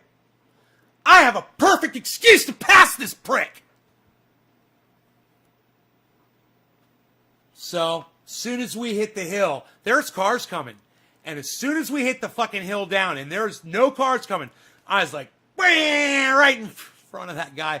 And I did not cut the student driver off. I didn't cut them off. I went around them. Like I said, I was driving. I stuck my hand down here. See that? I was driving. I just went around them. Got up to about 80 miles an hour. You know, they were going 55 perfectly. Nice student. Way to go. I go to make my turn down the long road, and I look in my rear view mirror, and guess what the fuck I see? Guess! A turn signal. He's turning! I was right! I almost got stuck behind a fucking student driver. Forever! I wouldn't even been home yet! And the show's what? An hour and 32. I'd still be out there on the road, man. I'd still be on the fucking road.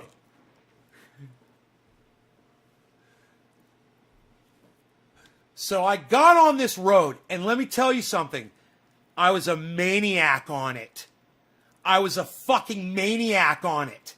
And I went down it like a fucking maniac. And it's not the kind of road that you should be driving fast on.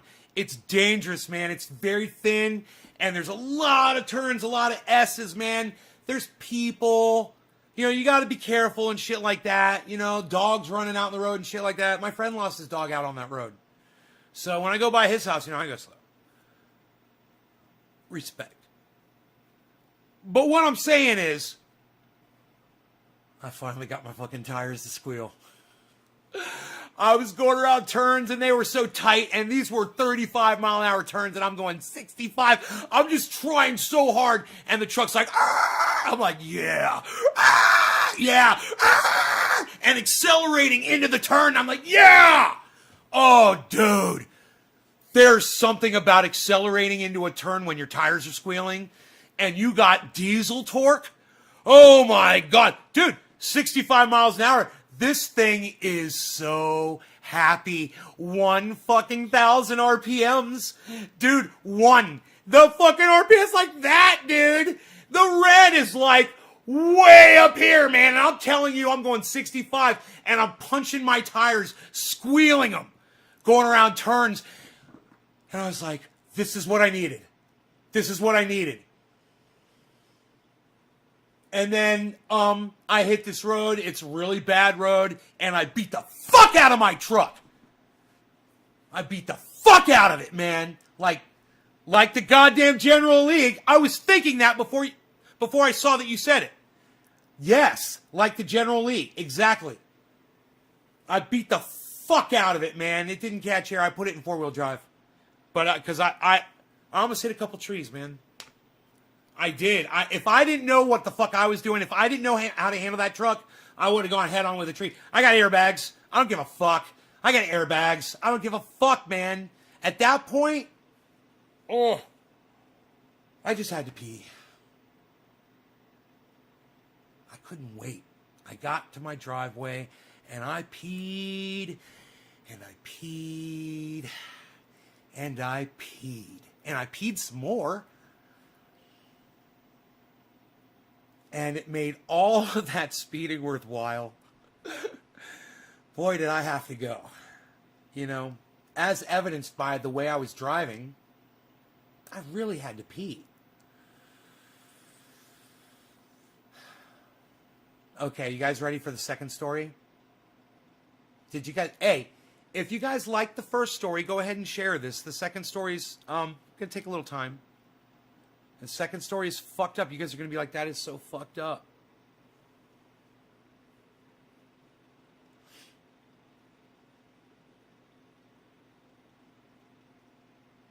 We're lucky to have you here. Bro, I think I may have awakened myself today.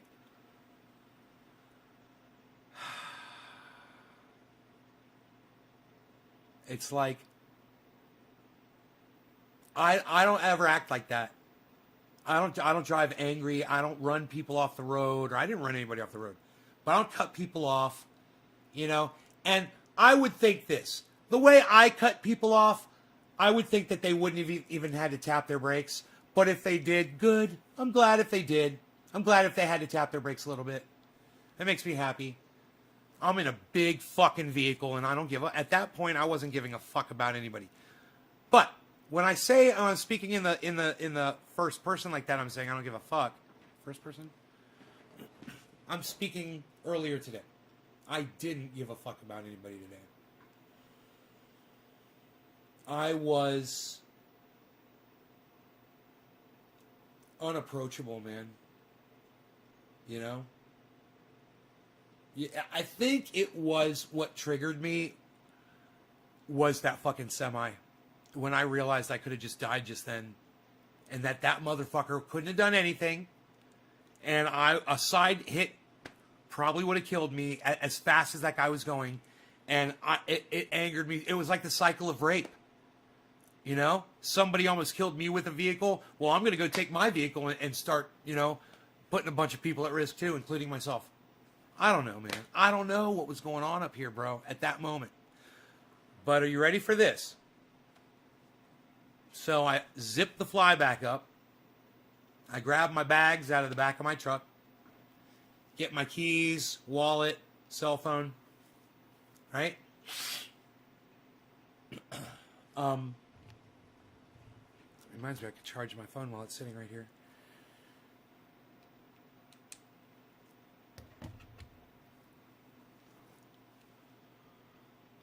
And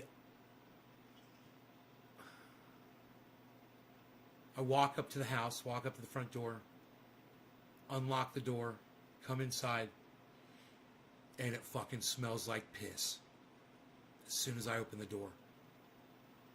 And I'm like...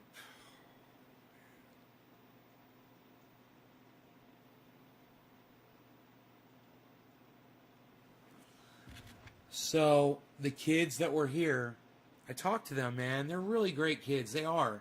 He said, look, man, the only time the dog ever messed up in the house when I was there, he said, was when Uncle Mark was here. And Mark left your dog poop in the house, and I cleaned it up. I said, thank you. He said, the dog did not pee in the house while we were there. The house was totally immaculate when we left. Well,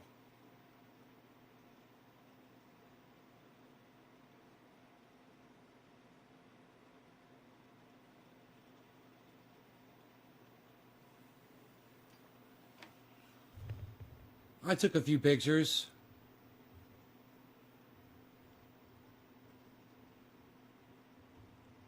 Oh, you saw that one.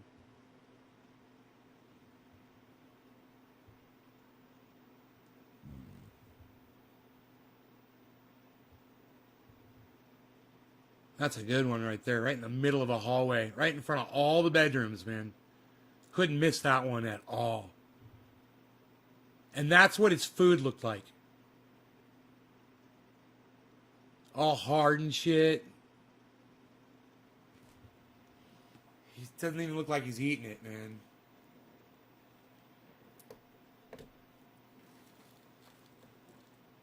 But, oh, he's been eating. Let me tell you something.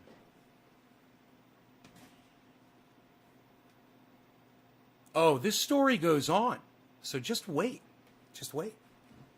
That's just the beginning. That's just the intro. That's the freaking intro. So, I come in the house. Rogie's up at the top of the stairs. And I'm all excited, you know. And I come in. I'm like, Rogan! And I come in and I lay down right here on the floor. And he comes over and I hug him. I'm like, hey, what's up? Do you miss your daddy? And I kissed him. And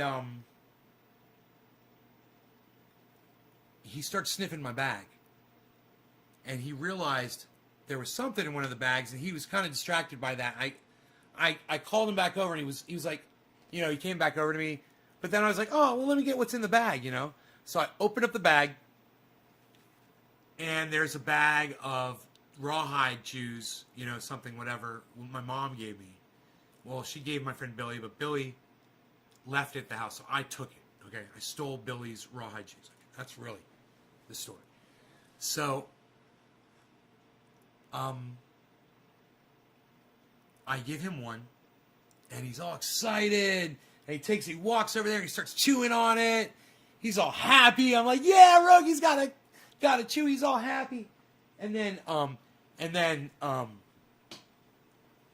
he took it over here. He took it right to there. And he started chewing on it and stuff. I was like, yay, Rogie. I walked over to him and pet him on his butt, you know. And Rogan started growling at me.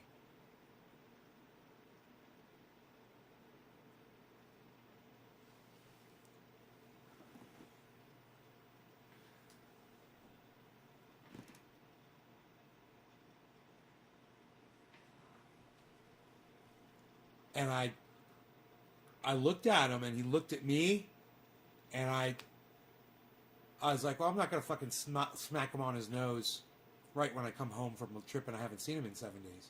You know, backed away from him. And I was just defeated, man. At that point, it didn't just let all the air out of my tires, man. It was like I backed up over one of those one-way razor fucking teeth thing that rip tires up. And it just got all four of my tires that way. Like, there's no recourse, man, you know? That's how I felt. And, God, man, you guys know how I feel about the dog.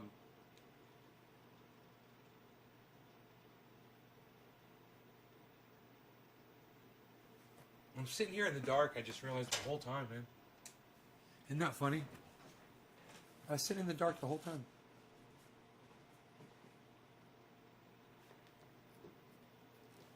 Hey, it's your boy. No offense, dude. But I'm telling like these epic stories to my audience, and you're being a little narcissistic right now. All right? Can you look into that? What, you think my shit's done, bro? You think I'm done?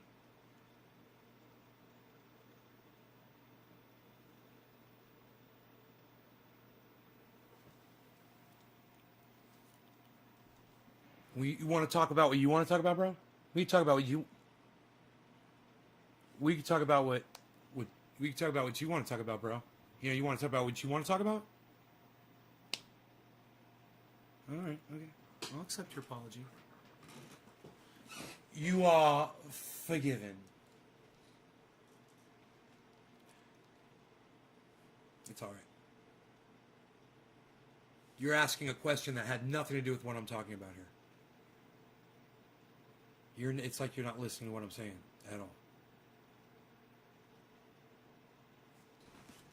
What are you smoking? Why don't you... Okay, your punishment is to send all of us whatever you're smoking, bro. We should all be on that shit. I want some of that narcissistic shit. I want to talk about what I want to talk about. You guys, this story is not over yet. So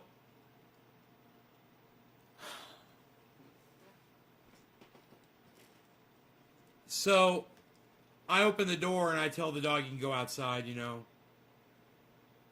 after he's done with his chew, whatever the fuck. And, you know, he goes outside on the deck, and I say to him, I look at him, and I'm like, it's your daddy. Aren't you happy to see your daddy? You know? And then I get an idea. I'm like, I'm going to get a brand new yak milk chew, and I'm going to put it in my mouth. I'm going to walk right up to him. And if he growls at me, I'm going to scold him. And I went right up to him, and at first he was all excited about it. He thought I was going to give it right to him, and I acted like, no, I'm not giving it to you. It's in my mouth. And he turned his head away from me a little bit, and he started growling at me. And I said, no, you don't growl at your daddy. You know, I may have tapped him a little bit at this point on his nose, but at this point, we had already been through the whole thing. I'm home. It was established. I didn't want him to put together me coming home and then me, you know, because listen, man, you guys know what I did as soon as I got home? I said hey to Rogie. I gave him that bone. He growled at me. Some more shit happened. We'll talk about that in a second. But then I grabbed my shampooer, the carpet shampooer. I started cleaning the fucking carpets. Everywhere Rogie had pissed, you know? Because it still smells in here. It smells musty in here. You know? At least it doesn't smell like urine anymore. But it doesn't smell like my house. I even burn an incense stick, man. You know? So, I don't know if there's anything else that I missed anywhere in the house somewhere. I'll have to look really close, man, and just see if there's something I missed. Poor dog, man. The last thing he wanted to do was piss inside this fucking house, you know?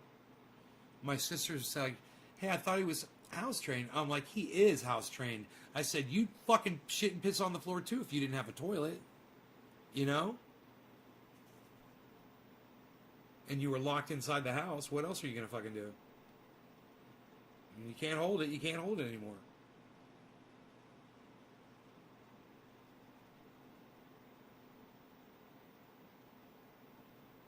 Did I leave Rogan alone? No. The people who were supposed to watch Rogan left him alone. I've been in Florida for the last 7 days, bro. I've had 4 people helping me watch this house. And Mark totally let me down. It was Mark, man. And he won't text me back or nothing. I'm so angry at him. You know, he's so fucked up, man. And his little nephew and girlfriend offered to come over here and clean up. I said, no, I've already done it. And I don't blame y'all. I asked them how much they wanted me to pay them, actually. It's going to cost me $300 to get the carpets done. You know? $800 because I booked the wrong goddamn day on the flight. I got to pay them. I wouldn't mind paying my other neighbor and Mark for coming here and, you know, at least feeding the animals. But he didn't do shit to my pond. It would have been nice if he had taken the shit off the top of the pond with the dip net, you know, once.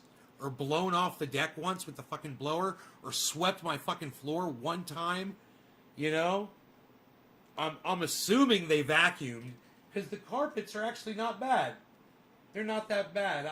I don't know. The carpets are not that bad. They may have actually vacuumed. I'm not sure.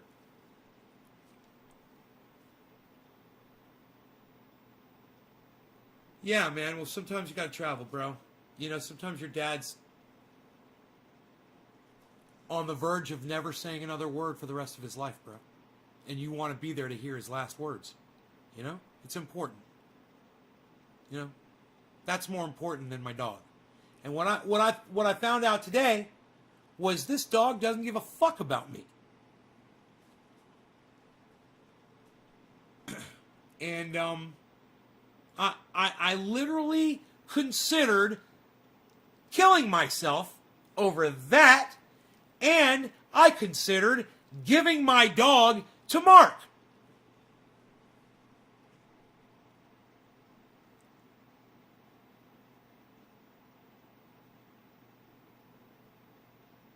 Yeah. Yeah. He knows what I'm talking about.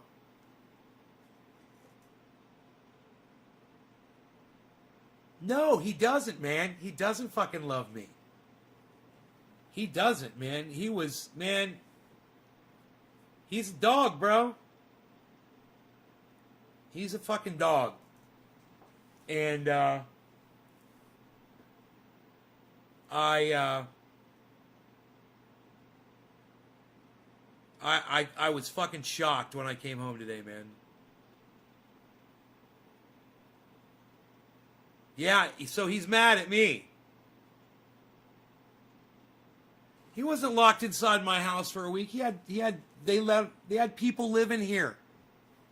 You know, for 5 days there were people living here, letting him out all day, taking care of him, feeding him, playing with him. You know, it was the last 2 days that Mark was here at night and then went to work, and then my neighbor would come and let him out. And my neighbor came at least twice and let him out 2 times. It wasn't that much. It was only 2 days, man. You know, and in 2 days, Rogie pissed in 5 places around the house that I found.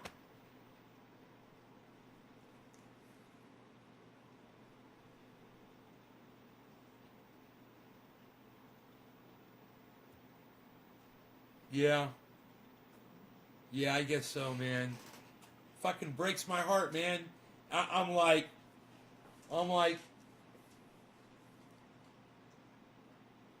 he looked different when he's bigger. He's wider. He's gotten bigger, man. He looks more like his mom every day.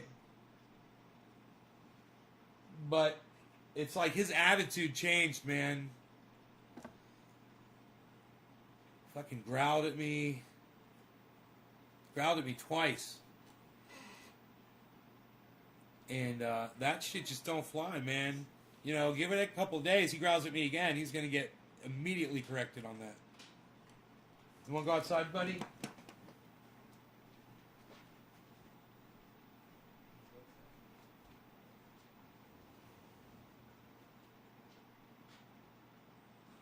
I'm going to give him some fresh food. This is bullshit what he's got here. Here. Let me just give it to you in this, bro. Fresh food and fresh bowl.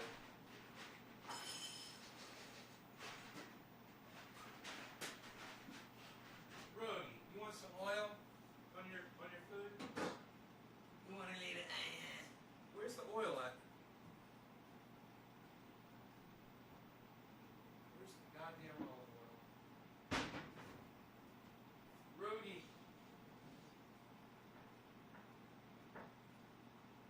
I gave you some, buddy. Just so you know. What do I have in here? Okay, I got some OJ. Get a little bit. Alright, a little bit. Drink it. I don't give a fuck.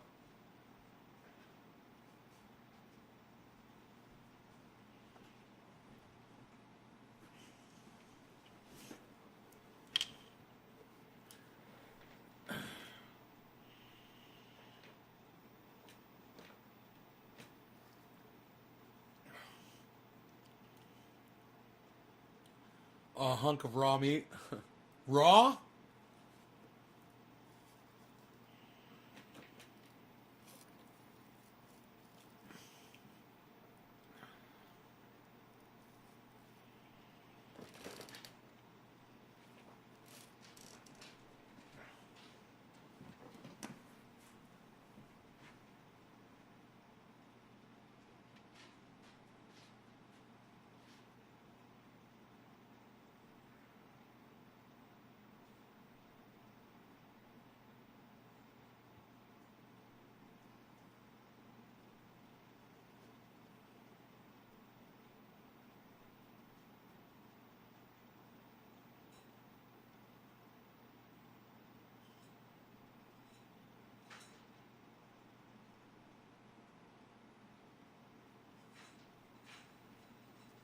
Cool. He's eating. He's eating his food. I gave him a fresh bowl of food. He's hungry. I'm hungry. I'm pissed. And, I need a goddamn therapist, man, you know? Fuck.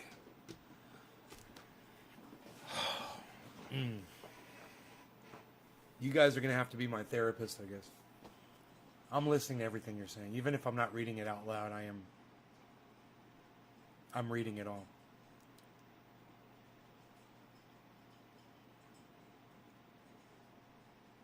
Alright, Dice Man. Oh yeah, raw meat? No shit.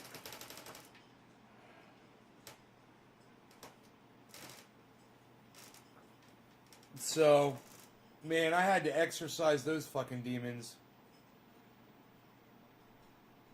That story had to be told, man. All I wanted to do is get home and see my little doggy, man, you know?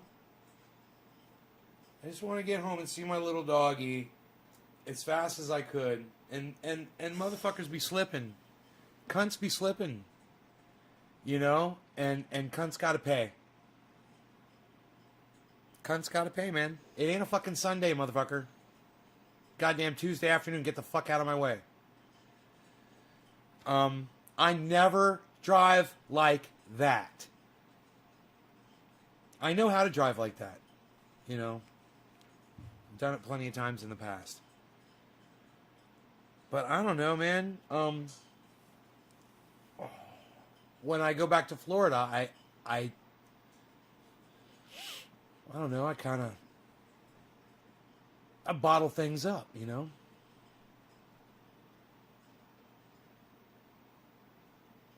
I don't express myself, because when I do, my friends don't like it, you know? If I say how I feel about things, they don't really want to talk to me about how I feel about shit. So I just end up... I could tell when I turn people off, you know, when we're talking. So then I just fucking clam up. End of fucking conversation, you know?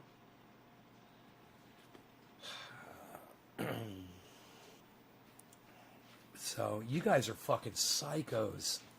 When I realize how fucking crazy I am, and I realize that you're cool with that, you guys are okay. We're all cool, we're good. You do you, Nay, we're good. It's some wholesome entertainment for us.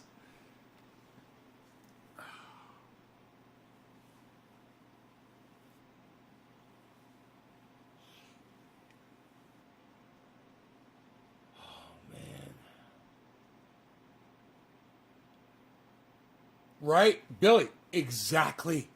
The same smell. Except there was shit in the house when I got home last time. This time, at least he fucking... Dude, homeboy hooked me up by picking up the dog shit. He said he shit one time. That was it. He was locked in this house, man. Rogan don't shit in the house or piss in the house when I live here, man. You know, I take care of my dog. I know how to take care of my dog. I let him out 3 times a day, maybe 4. It's it. It's all it takes. It doesn't take a lot. You know, he goes to the door, you let him go outside. Relaxed. Chris told me to relax. Don't ever tell me what to do, Chris. Hey, Chris. Love you. Don't ever fucking tell me what to do. Unless I'm asking you for your fantastic advice. If I'm not asking you for your advice, don't tell me what to do. Okay? Are we good? Are we good on that, Chris? Okay, but you did it. When you say you know, but you say you know, but you did it. You say you know, but you did it. You know what my friend Gary used to say? His father used to say? Sorry's not doing it.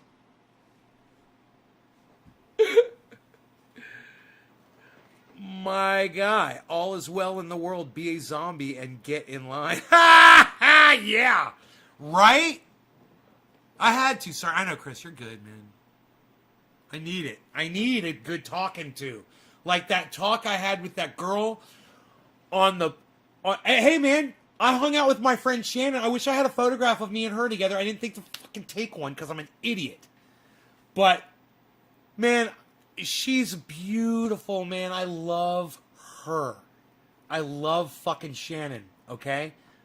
Thing is right after I left Orlando, just like a year or two after I left, and her and I were really good friends, man. She hooked up with somebody and she's been with them ever since. And happily ever after, man. They're doing really good. You know, she's really happy, and I'm happy for her. And she loves hanging out with me, man. And she loves smoking and getting high. And she loves talking, and she made me feel so good, man. Because she likes hanging out with me, and she's so beautiful. And she's not just a pretty girl, man. She is a pretty girl. She's a fucking knockout. But, oh, man, her heart, man, her heart. Any one of my friends that has ever met Shannon, and you ask Rob Mulligan, he'll tell you, man, because I met her from Rob. And I'm so thankful for that, because her and I have really bonded over the years, man. We've stayed in touch, and she always wants to know when I'm coming back to town. I've always told her she's got an open invitation to come out here, you know. We just love hanging out and smoking together. And she made me feel really good, man. All my friends made me feel good. Adam and J Hood and Iceman and my friend Billy and Bill and Marshall and Kimberly and Ricky and Billy's mom. We had her 92nd birthday party down there. My friend Dave. And there's more, man. That's 10 people right there. And of course, not to mention my mom and dad. Of course, my aunts and uncles. I got to hang out with my aunts and their boyfriends, man. My uncle, my aunt, and her boyfriend, I should say. My sister, my brother-in-law, I love. And all of these people have such a fantastic influence and a warm, wonderful influence on me, unless my sister and my mother tell me that I need to cut my fucking beard off. And I gotta tell you, man, it's goddamn offensive, man. It's gotten to the point now where I'm so fucking sick of it that I literally just want to fucking kill myself over the shit.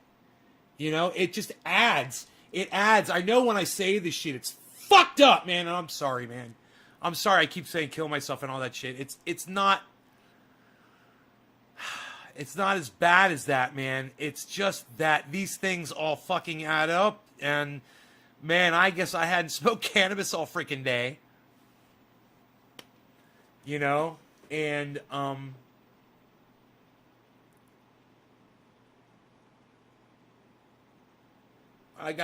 watching my father maybe speak for the last time that I'm ever going to hear. Maybe. I don't know. He told me he loved me. You know? He said a few things. My cousin and her husband came over.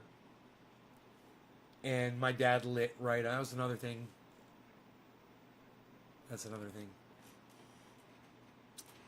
But, you know, what can you do? He's got Alzheimer's, you know? Sometimes things change drastically, and sometimes things don't change much at all.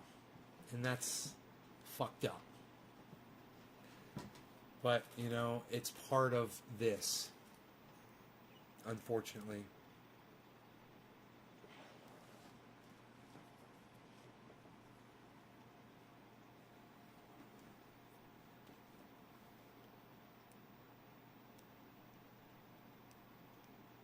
That don't cut the mustard, Crazy Karen. When I come back from visiting my parents, I just feel this feeling sad. Time goes by, but this is life. Dude, my mom's doing good. You know? She's doing really good, but this is just fucking killing her, man. I can just see it. I know it. I can feel it. I can feel it, man.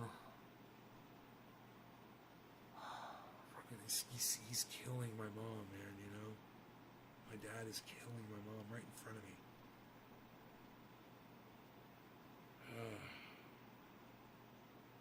It's killing me.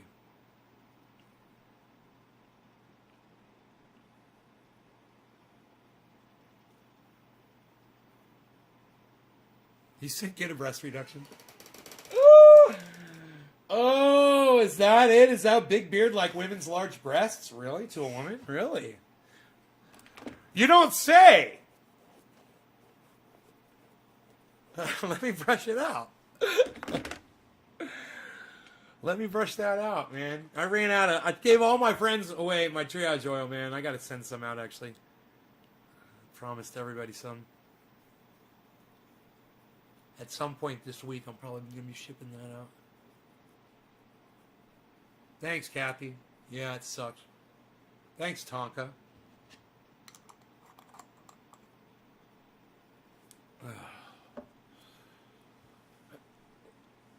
We must be strong and be grateful. Right?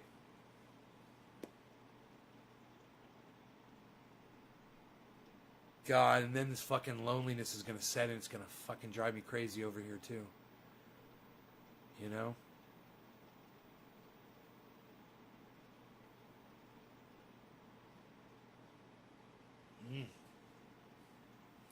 I got to fix my waterfall. It's going to burn the pump out running like that.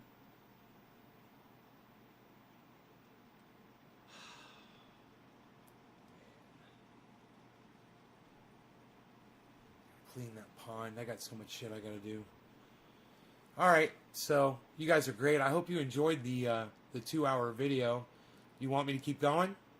If you guys want me to keep going, go ahead and share this video out. And I'll think about it, alright? Let me see.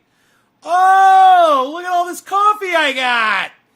Hey, look at all this coffee! Hey, didn't drop any frames though, Karen. So cool. Thanks for telling me. Hey, I got freaking kafefe here. Look at this. Oh, you want me to keep going? Of course you do. I love you guys. You guys are great. Well, maybe you can snap me back into being normal again, you know? And stop talking all crazy. But I have to talk crazy because I got to keep it real with you guys. And if I feel this way, I'm going to tell you guys. I haven't felt like this, man. I've never felt so...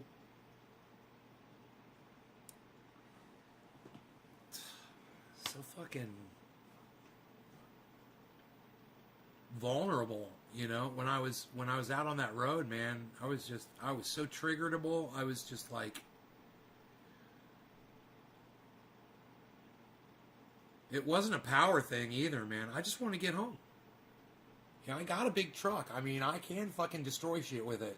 I pull logs, you know. I'll fucking pull logs with my fucking log pullers, man. I don't give a fuck. I'm like that in my brain. But I'm not out there to menace people, man. I'm out there, I just want to get home. Just get the fuck out of my way, man. Just be courteous to me. You know, why can't you just stop being cunts?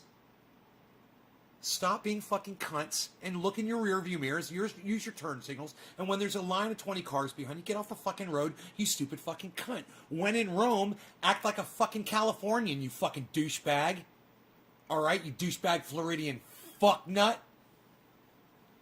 I hope things get better for you. I kind of feel the same way. I wonder if this crypto market has something to do with it. No, man, crypto's picking up, bro. We're good. Crypto's fine, man. What are you saying? We're good, bro. What are you talking about on the crypto? Why do you got to put crypto down, bro? Look at the crypto. The crypto looks great. Dude, fucking 48.8? Are you kidding me, man? Companies buy in at 47, 45, 47, what is it, 47.5? I forgot where corporations buy in it. What was it, 47.5, bro? We're 48.8. What are you talking about? We're gorgeous, brother. We're beautiful, man. We're beautiful, baby. We're fucking beautiful. Look, we're at 48.8, and we're on our way down. Look at the graph over here. Look at this. Right here. Look at this graph right here. Look at this. See this going down right here? See, that's going down. And it's at 48.8. I bought it today at fucking 45, bro. I bought it 45. It's at 48. I made money today. Are you fucking kidding me? Fucking dude, my goddamn portfolio says I'm at fucking 12.8% up over my overall. I'm 12% up, man. If I took all my money out right now, I'd have 12% more than when I started. That's awesome. That's only going to go up. It might go down a little bit, but eventually it's going to go way the fuck up. Why are you such a piss ass? Glass half empty motherfucker!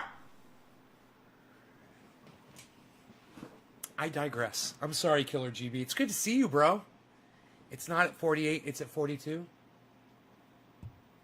Oh, fuck. What? That changes everything. That changes everything. How do you refresh this, man? Restore? I don't know. Oh, fuck me, dude. Hold on a second. Are you kidding me? Dude, you just burst my bubble with your facts and your...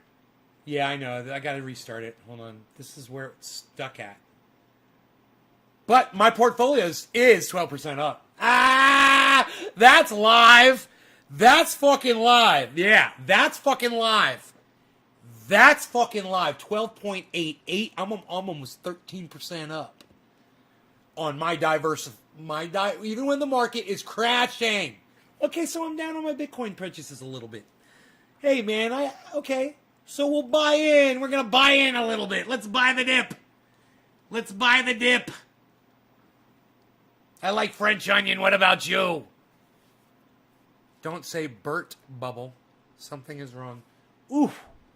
Whoa, look at Seller, look at Matic, look at Sushi, look at One. Oh, altcoin season has begun. Whoa, look at Link, look at SNX, look at HBAR, look at SKL, look at Atom, look at Cost, look at ZEC, look at XRP, look at Mana, look at Algo, look at Engine, look at DOT, look at Earn, look at Uni. Bro, dude, what are you talking about, man? Altcoin season, bro. For those of us that diversify, our portfolios are flying high. Now, I'm telling you, if you watch my fucking show, look, we're good. We're good. Look at this. We're good here, guys. Look at this. Look right here. Look. Okay, so for the last 12 hours, it's been bopping along, and it's gotten a little bit lower. It's in a low spot right now. It's a great buy-in time. I say let's buy $10,000 worth of Bitcoin right now. Let's all do it. Let's all buy $10,000 worth of Bitcoin. What do you guys say? It's at 42. I don't give a fuck if it goes down or up. I don't give a fuck. Great moment to buy fucking Bitcoin right now. Dude, do you know some of my... Let me see. Polygon. Oh! Look at Matic. Oh my God. Look at Cardano and Matic, man. Those are my babies, man. Holy shit. Dude, now would be a good time to buy some Cardano. Woo! Buy some fucking Bitcoin. Buy some fucking Cardano. Cardano is down and it is up. You know what I mean? It's down for the 24. It's up on the long haul. It's going up. Oh my God. Ethereum, nice. I've seen it better. It'll get back up there, right? We were at 4K on Ethereum, weren't we? Did we hit 4,000 Ethereum? I think we did, didn't we? Refresh my memories. I can't remember.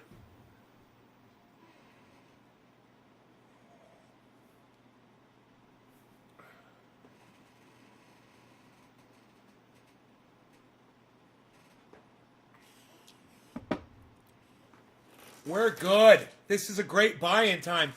If anybody wanted to purchase some Bitcoin, if you guys were interested in it, it's down right now, man. It's low. And it might stay down for a little while. But, man, if it's at 42 and it goes to 65, what are you going to say to me? You're going to thank me, aren't you? I know it's going to get up there, man. It's going to go. This is just a little dip from fucking Elon being a fucking cunt. E-cunt. Look at fucking Seller, bro.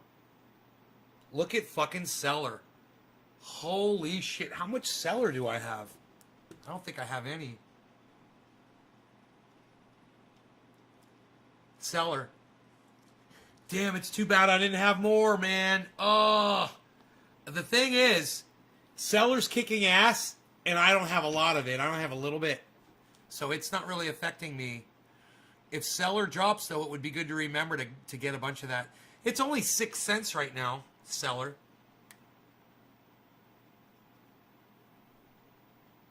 Seller's only 6 cents.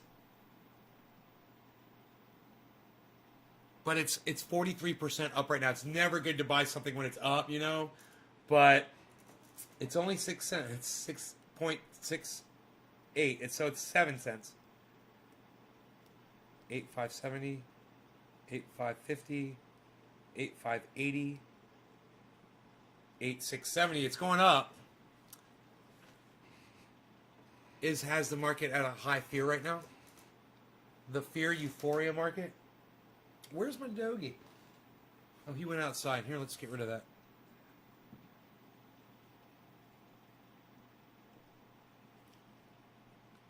Here we go.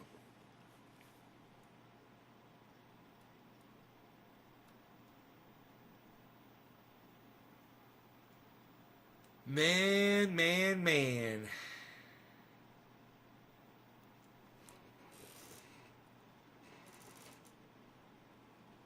Right. When you guys diversify, when you can start purchasing... See, look, guys. I recommended everything that's on this page. I told you guys, take your pick. But make sure you diversify. Remember, I said put 50% of everything in Bitcoin. Take your other 50%, spread it out over these. So if Bitcoin's blasting, it doesn't matter what those guys are doing. If Bitcoin's down and these are up, you're going to be fucking loving it. Look, they're all up. So I'm in the positive zone right now. I mean, I'm not up when Bitcoin's up. But I'm up, man.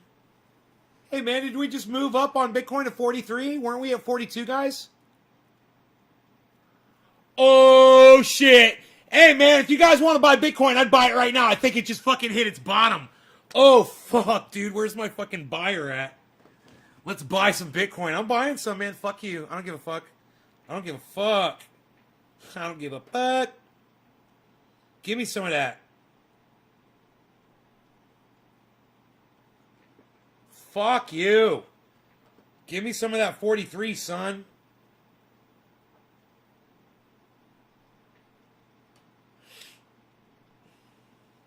Give me some of that 43, son.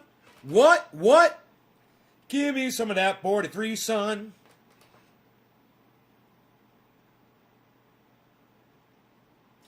To the moon! To the moon! I got it at 43, what? 43.4 right there it says. I probably got it a little higher than that. Let me see.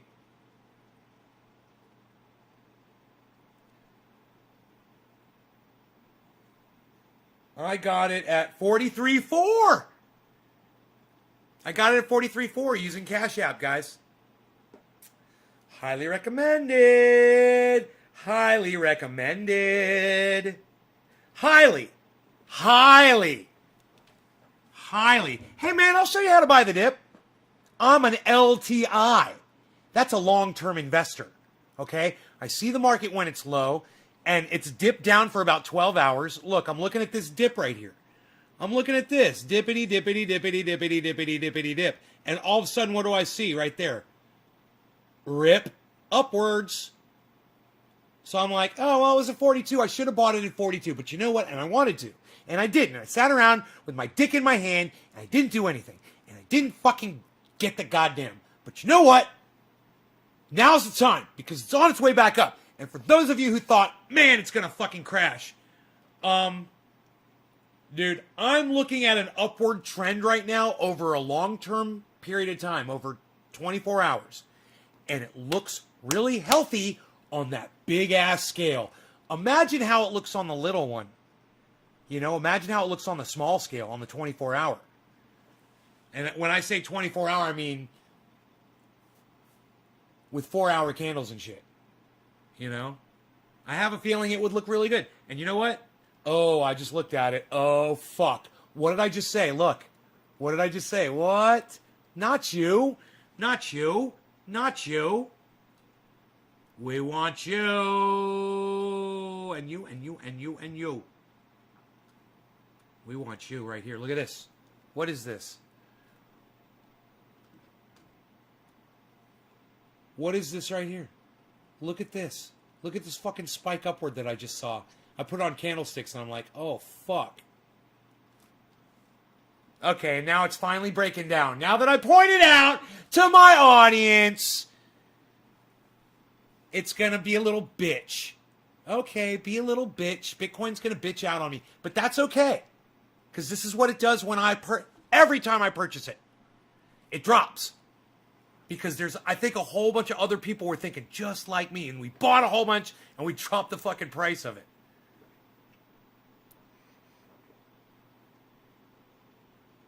That doesn't make sense. That would increase the value. Go up, go up, go up, go up, go up. We just bought a whole bunch, right? That should increase the value. People were thinking like me. Not decrease the value. What are you doing? What it's showing? No, it's showing a drop in volume. Okay, I'm looking at my I can't talk right now. I'm looking at the volume again. I'm looking at it, man. I'm feeling it. I'm feeling the volume. Look. The volume right there. And I'm seeing my downward peak, which is great. Drop in volume, guys. We could keep going up from here. Nice steady drop in volume. Let's see what happens. We're getting a bunch of purple flags. Means it's going to drop. But, man, the volume drop does not show that. It's fucking purple, man. Let's make this bigger.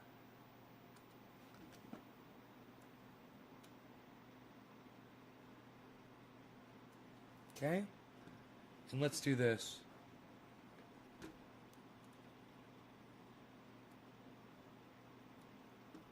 And let's get my big fat fucking face out of the fucking way. All right, here we go. Perfect. Perfect. Oh, I'm feeling this. I am feeling this. Oh, I'm feeling this. Look at the drop in volume, guys. Look at the drop in volume, guys. Look at the drop in volume, guys. Look at this drop in volume. You know I'm going to show it to you. Beep, beep, beep, beep, beep, beep, beep, beep, beep, beep. Let's see what happens here. Okay? We'll see where we're headed from here. Okay, volume's increasing, and it's increasing in the buys. There's more people buying right now. Let's see what happens. 43.5, it's a point of contention, you would think, right? A lot of selling going on at 43.5. A lot of day trading going on at 43.5. All right. It's testing 43.5, Joe. Suck it, Joe. I know you're watching.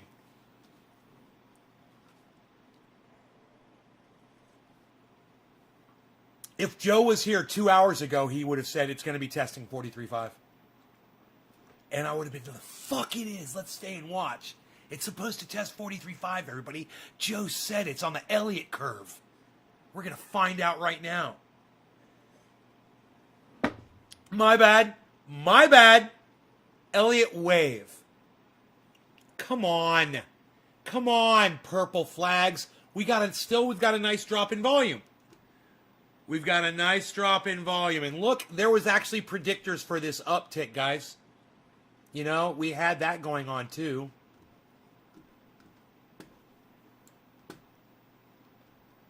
Look at those two yellow flags. The two yellow flags right there, man. And it wasn't the bump on that little green one. It dropped within 9 minutes or so. Up it went. Bitcoin's back, baby. It's back to the predictability. You know, okay. It should go up now because there's a big drop in volume. There's a drop in value. Look. Drop in value. Drop in value. Drop in volume. We're about to go up bigly. Expect a yellow flag soon, and then give it at least 8 minutes or less. Remember, we were getting all the way up to 13 minutes.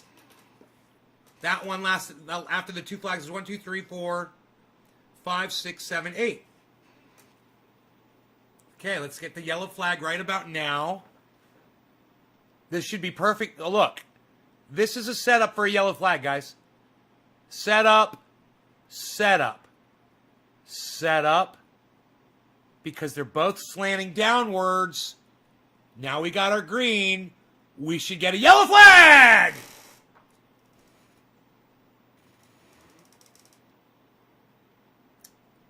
That's why you're watching the show. We can predict the movement of Bitcoin in the very short term. And that has value. That can have value for you. I don't use it, but I show you that it is predictable.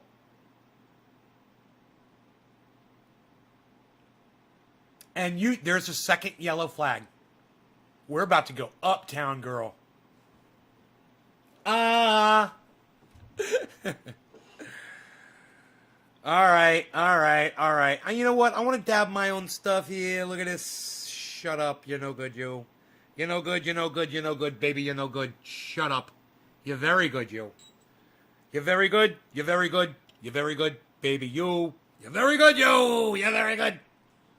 How is my cat? Cat seemed a little happier to see me than the dog did. The cat wasn't happy to see me either.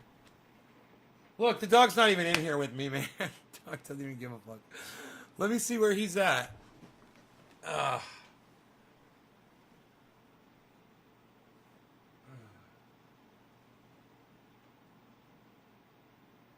He is on his chaise lounge. He's so cute. He's on his chaise lounge. Outside. I should have seen him on the video camera, but oh no, he's in the shade. That's why I didn't see him. So, hey, you guys, I know what you're thinking. If you're new to this channel, I know what you're thinking. You're like, no, you just said Bitcoin was going to go up and it's going down. No. Watch. You got 8 minutes. 8 of these blocks. Right there, there's 4, right? There should be, you got maybe 4 more. Now, it can go up to 13. It goes between 8 and 13. It's sometimes it's less than 8. It go anywhere from 0 to 13. But 8 is usually the standard. If it does this, though, it's about to shoot up quick. Because this and this, it's a dead setup for a yellow flag, man. Here it comes again. Watch. It always happens, man. I always know when it's going to happen. That bottom one's going to turn green. And that's going to turn yellow. First, that's got to turn green, though. Oh, I think this is the moment it's going to happen. Actually, I was going to say, or it might happen in a minute or two. But I think it's going to... Green. Now this is going to go yellow right here. And your yellow is your predictor. Your yellow is what tells you you're going up. So here, this should go green again. So let's wait and see if it flips.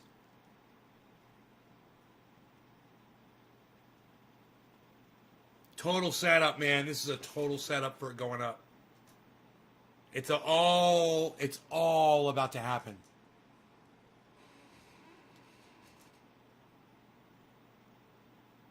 Green, yellow flag, here it comes. You ready? Boom, yellow flag. Here we go. So there might be another yellow flag, but we're probably headed up right now. This could be the one. This could be the surge going up again. So it's all the way down to 43.2. It went down a ways, huh?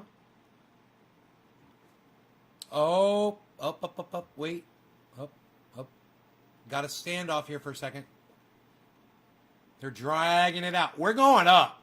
We are going up. Yellow, there it is.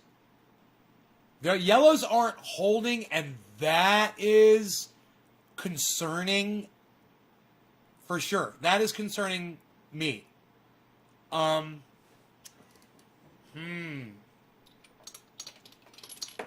That's concerning me, man.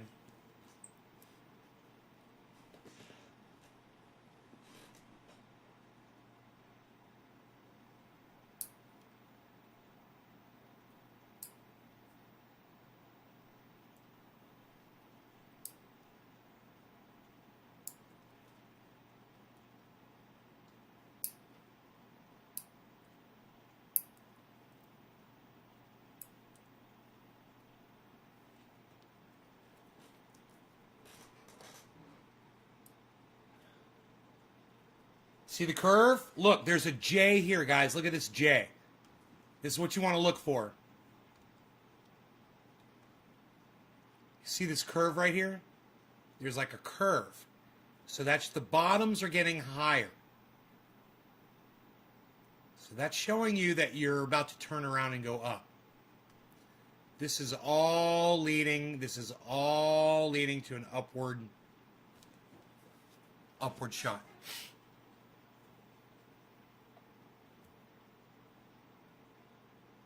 There's about to be a tremendous buy-in, I believe.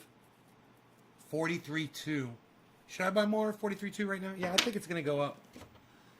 Let me see. Let's try this one. Where is it? 43.2? Okay.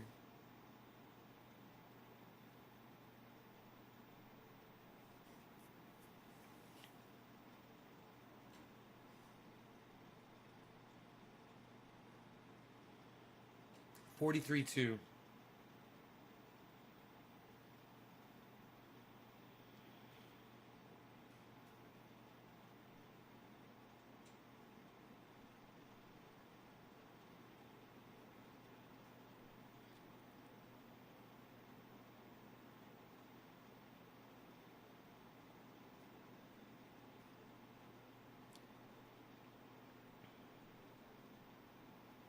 Your order was submitted.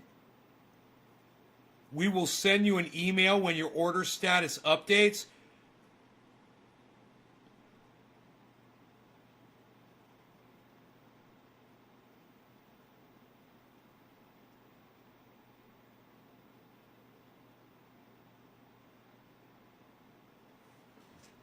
I don't even know what today is. Isn't this funny? Boom! I bought it. They gave it to me at 43.4. 43.4. Dude. If I keep going, I could be really close to getting a fucking third Bitcoin, man. Holy shit. I never even imagined I would have more than one. I always said remember when I started, I was like, I just want to have one Bitcoin? About to have fucking 3 Bitcoins. At these prices, why wouldn't I?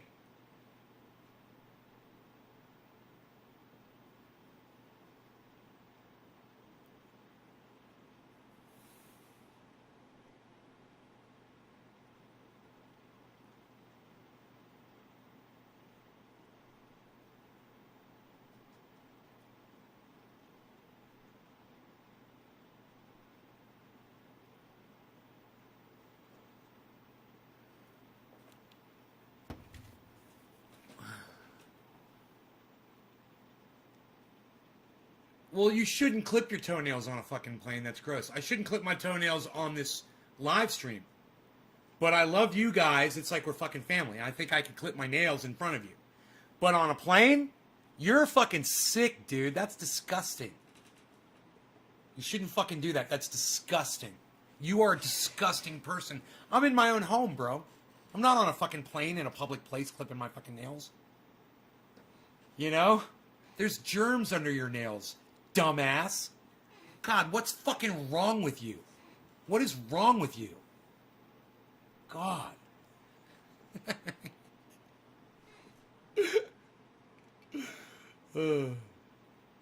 Here's our little upturn here, man, but it's not what I was expecting with that. That's a dramatic decrease in volume below. It's just gonna blast, man, a massive uptick. I wonder if it's gonna go all the way up to like 44, man, on this blast right here. I wouldn't be surprised at all if it just goes BAM! Like right there. Like skips 1,000.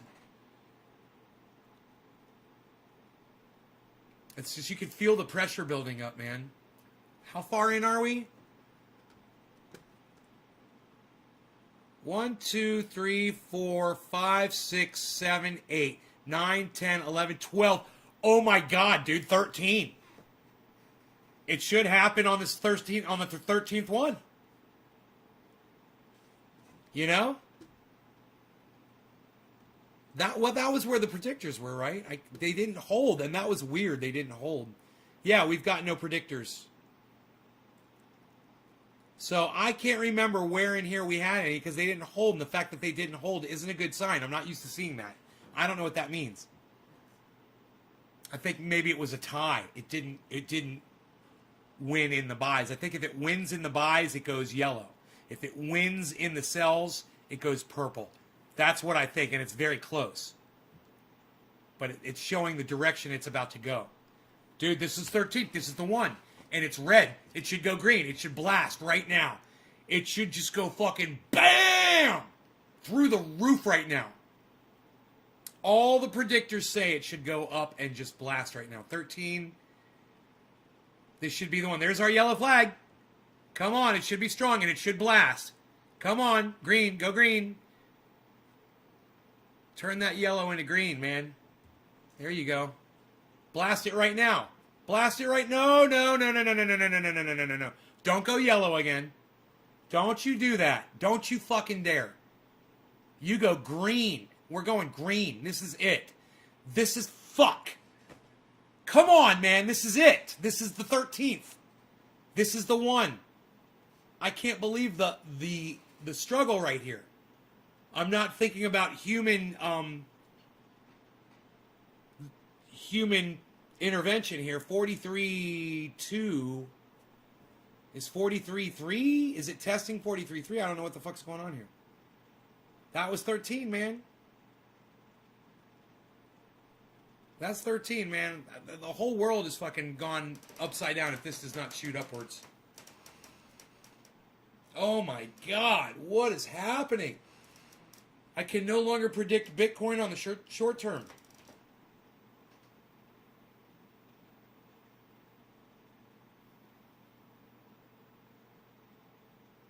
It leveled off, but that leveled off there just means I think that there's equal buys and sells going on at that point.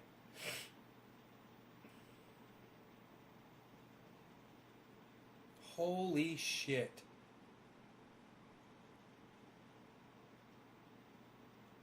Green candles, come on, where are you? We like green candles in here. Feet on the back of your chair. Not just that. People who store their water in the back of your chair and then constantly pull it out and put it back, take a drink, put it back. They're such narcissistic cunt bitches. I mean, really? You don't realize that someone can feel that? Let me go behind your chair and do that to you. You know, and you tell me if you can fucking feel it. And you gotta love that, especially if you're trying to fucking sleep on a flight. Oh, man. Oh, I was nice about it. I was real nice about it, man. You know, like I said, I'm not out to menace anybody. I just want to get through life and be a good person, man, you know. But cunts make it so hard. You know, I gotta worry about fucking cunts. You know, cunts be fucking getting in my way.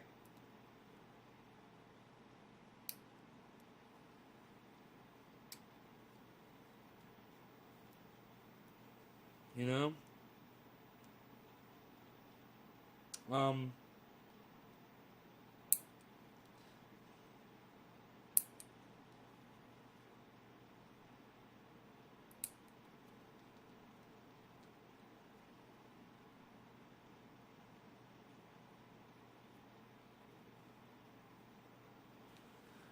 God, man, just goddamn good pair of nail clippers. It's good to have, man, you know? Some of the comforts of home. Ugh.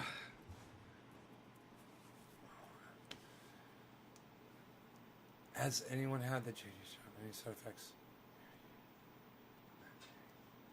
No, I knew someone that got Moderna like me, and they had side effects from the Moderna shot.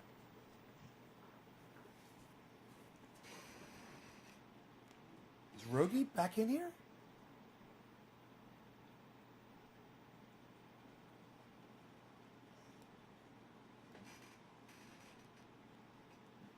I think Rogi came back in the house. Hey, Rogi!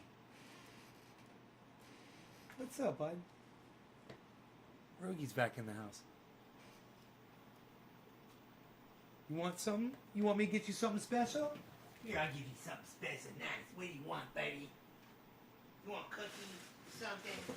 What do we got? You want something like this? You want something like this? Okay. All right. You know the deal.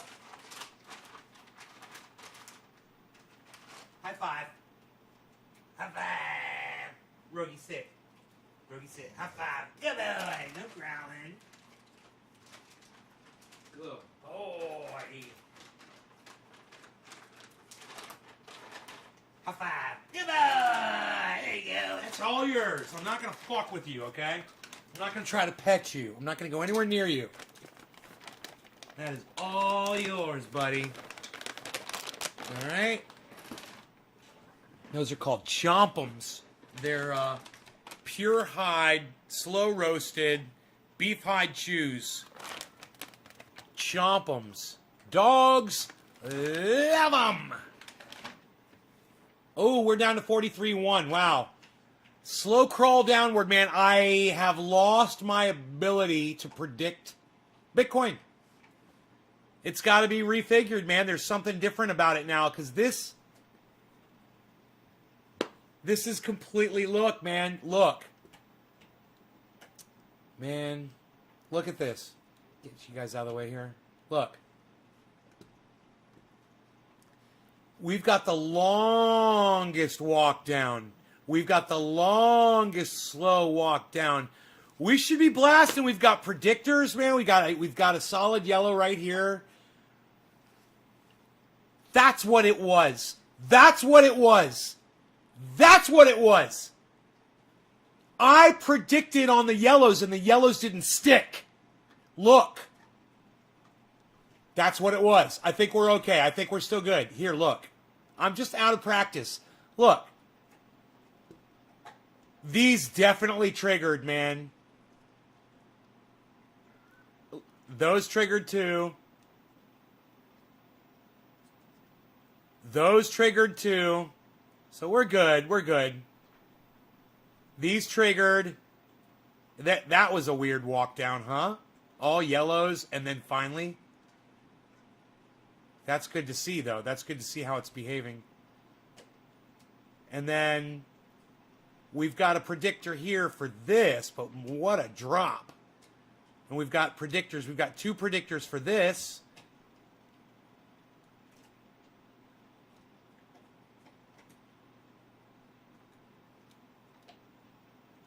Predictor here. This was a failure. But these two worked right here. Look at these two. Boom! Great predictor right there. And that was a little scary, I bet, when that happened. And then it just kept going. Again. Yellow before the green. Yellow before the green. Yellow before the green. But this was a disappointing one. And then a huge drop. Again with that. Yellow, green, yellow, green, yellow, green, yellow, green. Man, if someone doesn't use 4-color on candlesticks, they're depriving themselves of amazing, easy-to-read information, man. Whoa! What, man? What is going on, man? We had no predictors. That's what's going on. All right, right. I'm high and I keep forgetting. Okay. We had no predictors. So there's a little one there's a little one right there.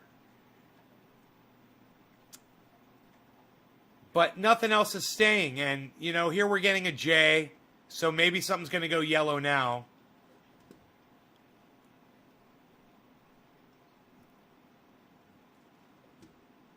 Getting a little bit of a J here.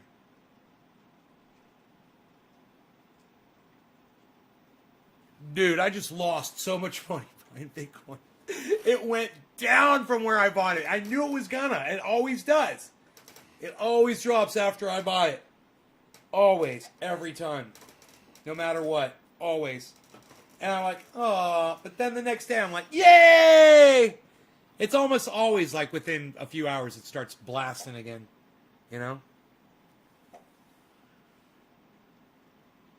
But I am not accepting that this fucking, that Bitcoin is completely over. There's no way. Not accepting it at all. Everyone should own a little bit of Bitcoin. There's a big yellow flag. Yes. Give it to us. We need it. We need that big yellow flag. Come on. It's the only kind of flag I'll accept on this live stream. A big yellow flag. We love them. And it can turn green if it wants to. You can turn green if you want to. But yellow seems to be better, you know? We want those lasting yellow ones to... Oh, good. There. We need a lasting yellow flag there. Hopefully it'll stay high like that to signify that we are hopefully going up here. What are you meowing about? What do you want? Don't get near the dog. He's got his Chewy. He's very happy with his Chewy right now. Do I have anything in this house fun to drink? I wonder. I think one of the kids left a Gatorade or something.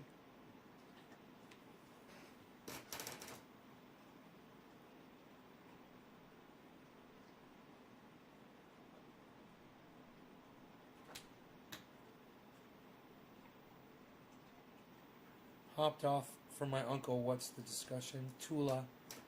Oh, we're discussing Bitcoin. We're discussing a double yellow flag right there. If it flips yellow again, it should. Here it goes. Yellow, yellow, yellow. Double yellow flag. Triple yellow flag, actually. There it is. Boom. That makes it a triple yellow flag. Good sign. I'm going to see if I have, if I chilled this enough to drink this. What? What?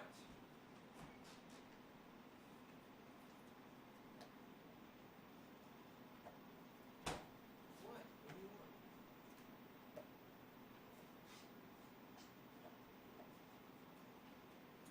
Oh, more food?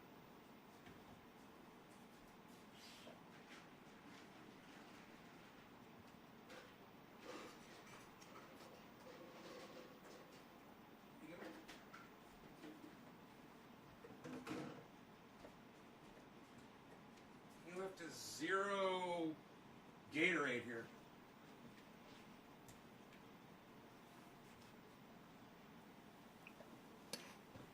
That's exactly what I need after fucking, 10 to 12 hours of traveling today. Here I am, man. Fucking didn't beat me down. Fuck. Just mentally and emotionally. But physically, I'm okay. The body still lives. It's the mind, it's gone.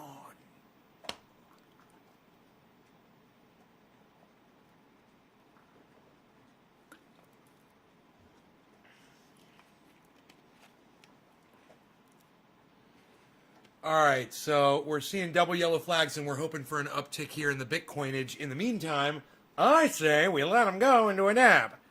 I say we let them go.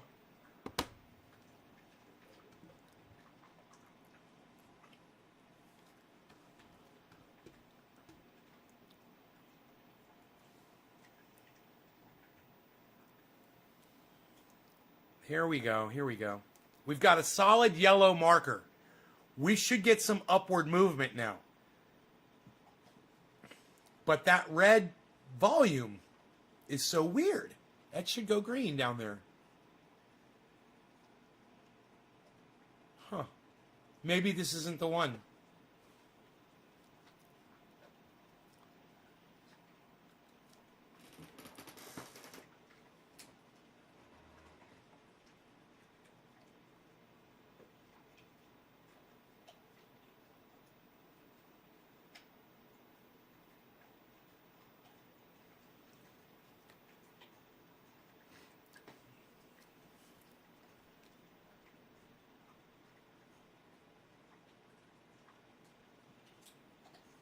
Yeah, it was great seeing you too, brother. You're not leaving the show, are you? You want to do a dab with me right now? Don't go. I'll dab with you, bro. I dab with you, bro. I dab with you anytime, bro. Hey, man. Little surprise coming my way. via J-Hood, via my mother. I'm just saying, you guys might, if all goes well, see me dabbing some J-Hood nectar here, right here in Northern California, here in a week or whatever, however long it takes. That's what I'm saying.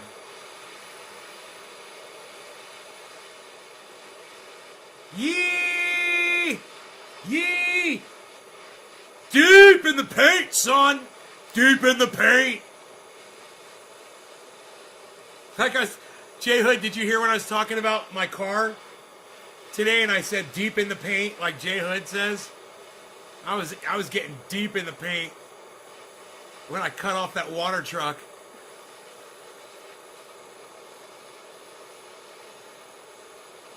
Yee, yee. Fuck yes, yee! Oh, you're here good. You're here for the duration. You know what I wish for all of you? That anytime you travel, you get someone as awesome as Kissy that I got to travel with today, riding next to you wherever you go. Whoever your Kissy is, I hope you all find your Kissies out there. All right? So cheers to Kissy from all of us. That has made my travel so much nicer.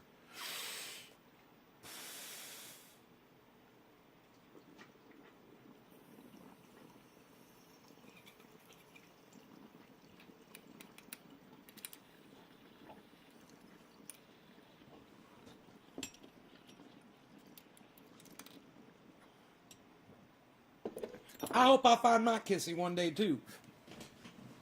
We all need to find our Kissies.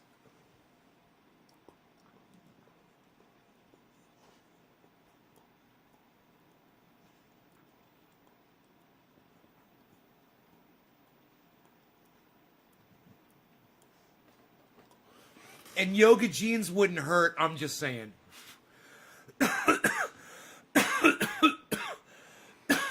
Yee!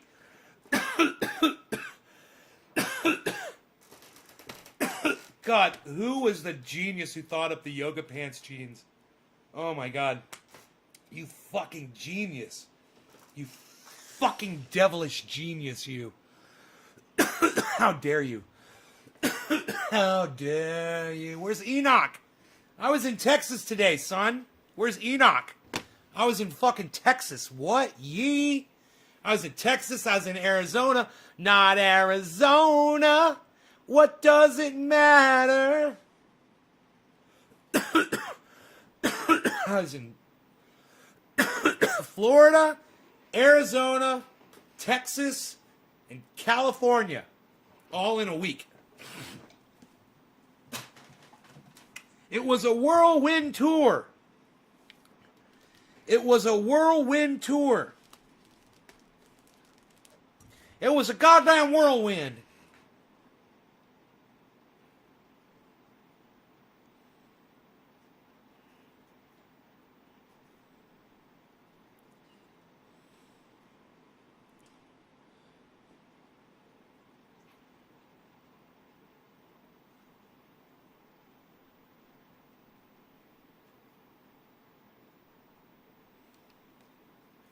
It doesn't matter. Dude, it's hard not to buy at 42.8. What? What? I could have saved hundreds of dollars and saved if I had only bought it 42.792 instead of 43. Fuck me up my ass. Holy shit. Oh, God. Well, that's all right. No one likes getting fucked, but look, this is part of the game.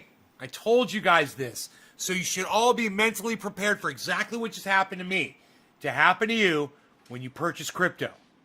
For some reason, like magic, when you buy crypto, the value drops immediately. So don't worry when it does. Because when you diversify and you get and you spread out the other half. You do one half Bitcoin and one half everything else. That's great, you know. It's easy. It's all on this list right here. You are winning. You're still ahead.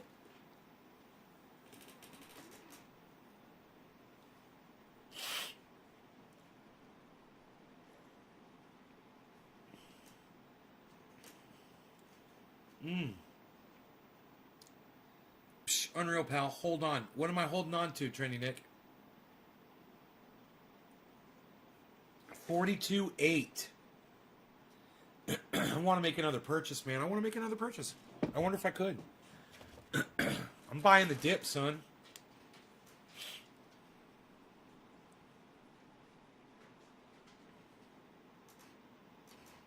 $5, $10, $15, $20, $25. Ooh. Don't have enough for that. Hold off there, son.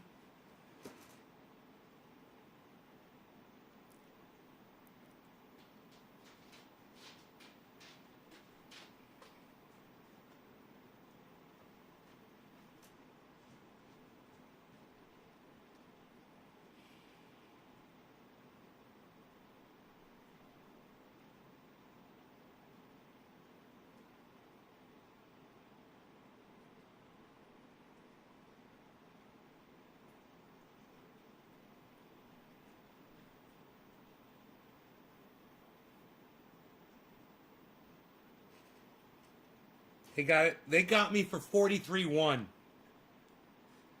You know? 43.1. God, these motherfuckers.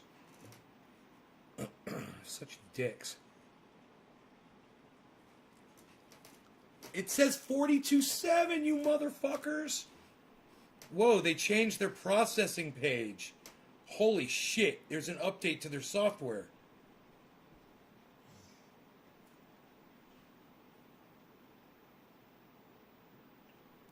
And it's taking just as long. Error! Declined by issuer. Well, son of a bitch. Doesn't look like I can purchase anymore. Oh well. And I wanted to buy the dip. And you know what? It's just as good because I was about to get fucked on that deal. My fucking bank declined the transaction. Psh, I could switch banks. Psh, unreal. I could switch to another bank. I don't care. I'm not doing it. 42.7. Let's see if it goes down to 41. I'll buy it at 40. 40,500. That's where I'm going to buy it at. I'm buying the dip. What are you doing? Shut up, yo. You're so good. You're no good. You're very good. Yo. God damn. Fucking show of shows tonight, son. Epic show as promised. I said 2. I've given you almost 3 so far. Let's keep rolling. What are we rolling here? What are we doing? What are we doing? We doing show? Shut up, yo. We're very good. Yo, you're no good. You're very good. Shut up.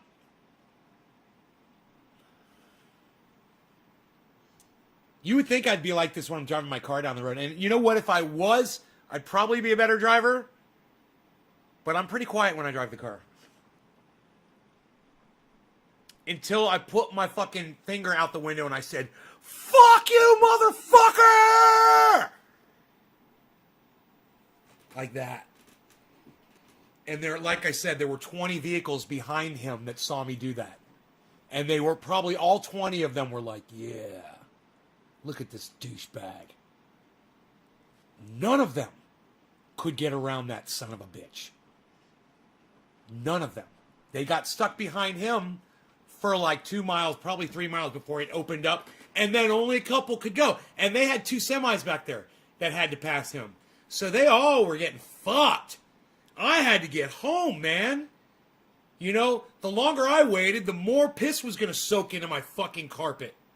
I guess I had a feeling, man, you know? God bless America.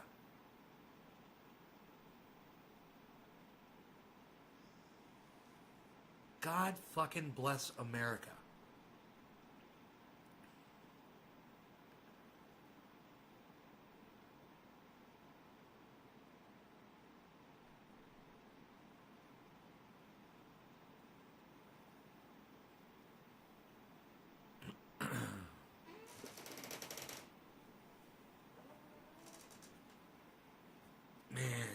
you got a fucking house like this to chill in. If somebody told me to watch their dogs and shit and stay in their house, I'd stay in their fucking house.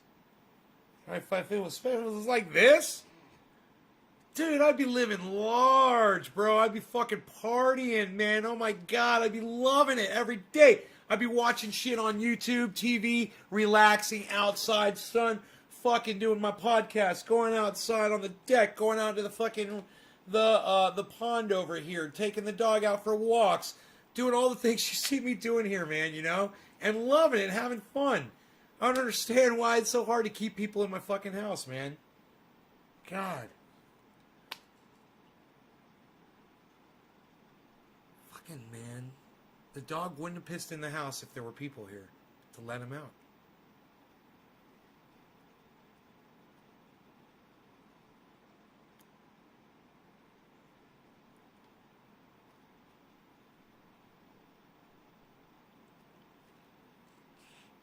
The house still smells. I should have called fucking the goddamn carpet shampooer guys already, and I didn't. I should have made the appointment as soon as possible. I mean, I could go over the spots with my shampooer, but I need the whole goddamn house done because I don't know where else, if there is. But, I mean, it smells in here, man. It's musty in here. It doesn't smell like this when I fucking live here. Man, this house smells beautiful when I live here. I just can't believe, you know, Mark didn't notice that. He just grabbed my shampooer and fucking fix it.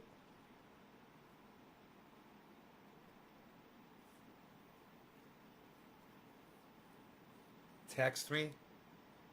Be like, hey man, the house smells like piss. And I'd be like, hey, walk around, turn the lights on, bro. Turn all the lights on and tell me if you see any stains in the carpets.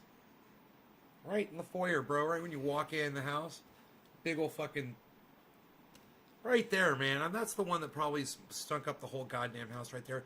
And I spent the most time cleaning that one up out of the carpet. I haven't put my nose down there on the carpet to see if it still smells. But I do have an enzyme. I use dish soap and hot water, like scalding hot water in the shampooer. It works pretty good usually. But I've got the ACs running. I had the windows open for a little bit. I got all the ACs running up here.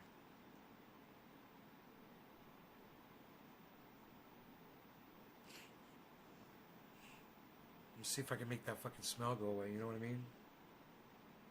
You know what I mean?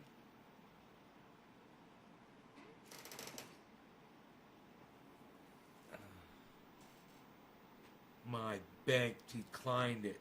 It's 42.7.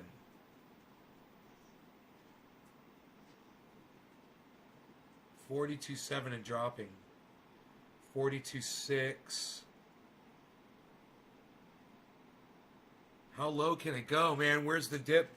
I guess I should pull up a moon video.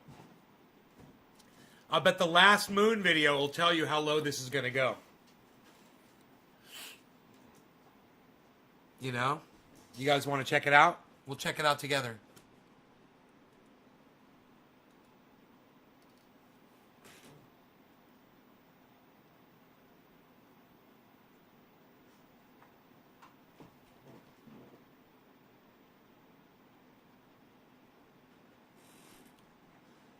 Hey, Jimmy Doors live. Look at that shit.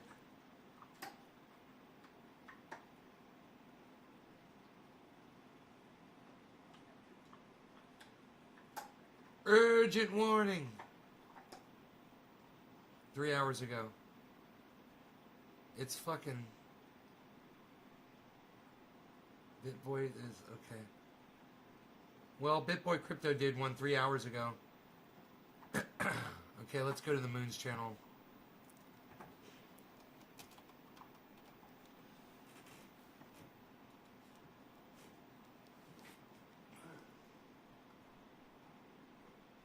$13 hours ago, 1 day ago, 5 hours ago. Okay. Huge move for Bitcoin and Ethereum, he says. In this video, the Bitcoin price is right now falling to the downside and we're forming a potential channel or bear flag?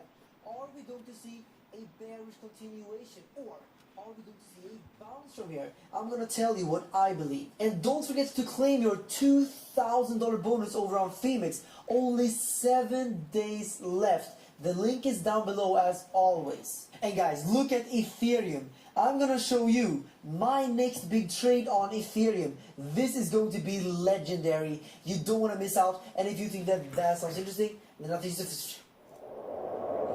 I think it was.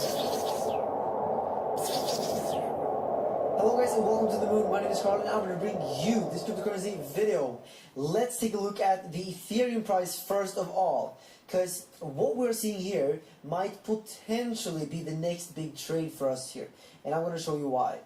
So we have a very well defined resistance right here.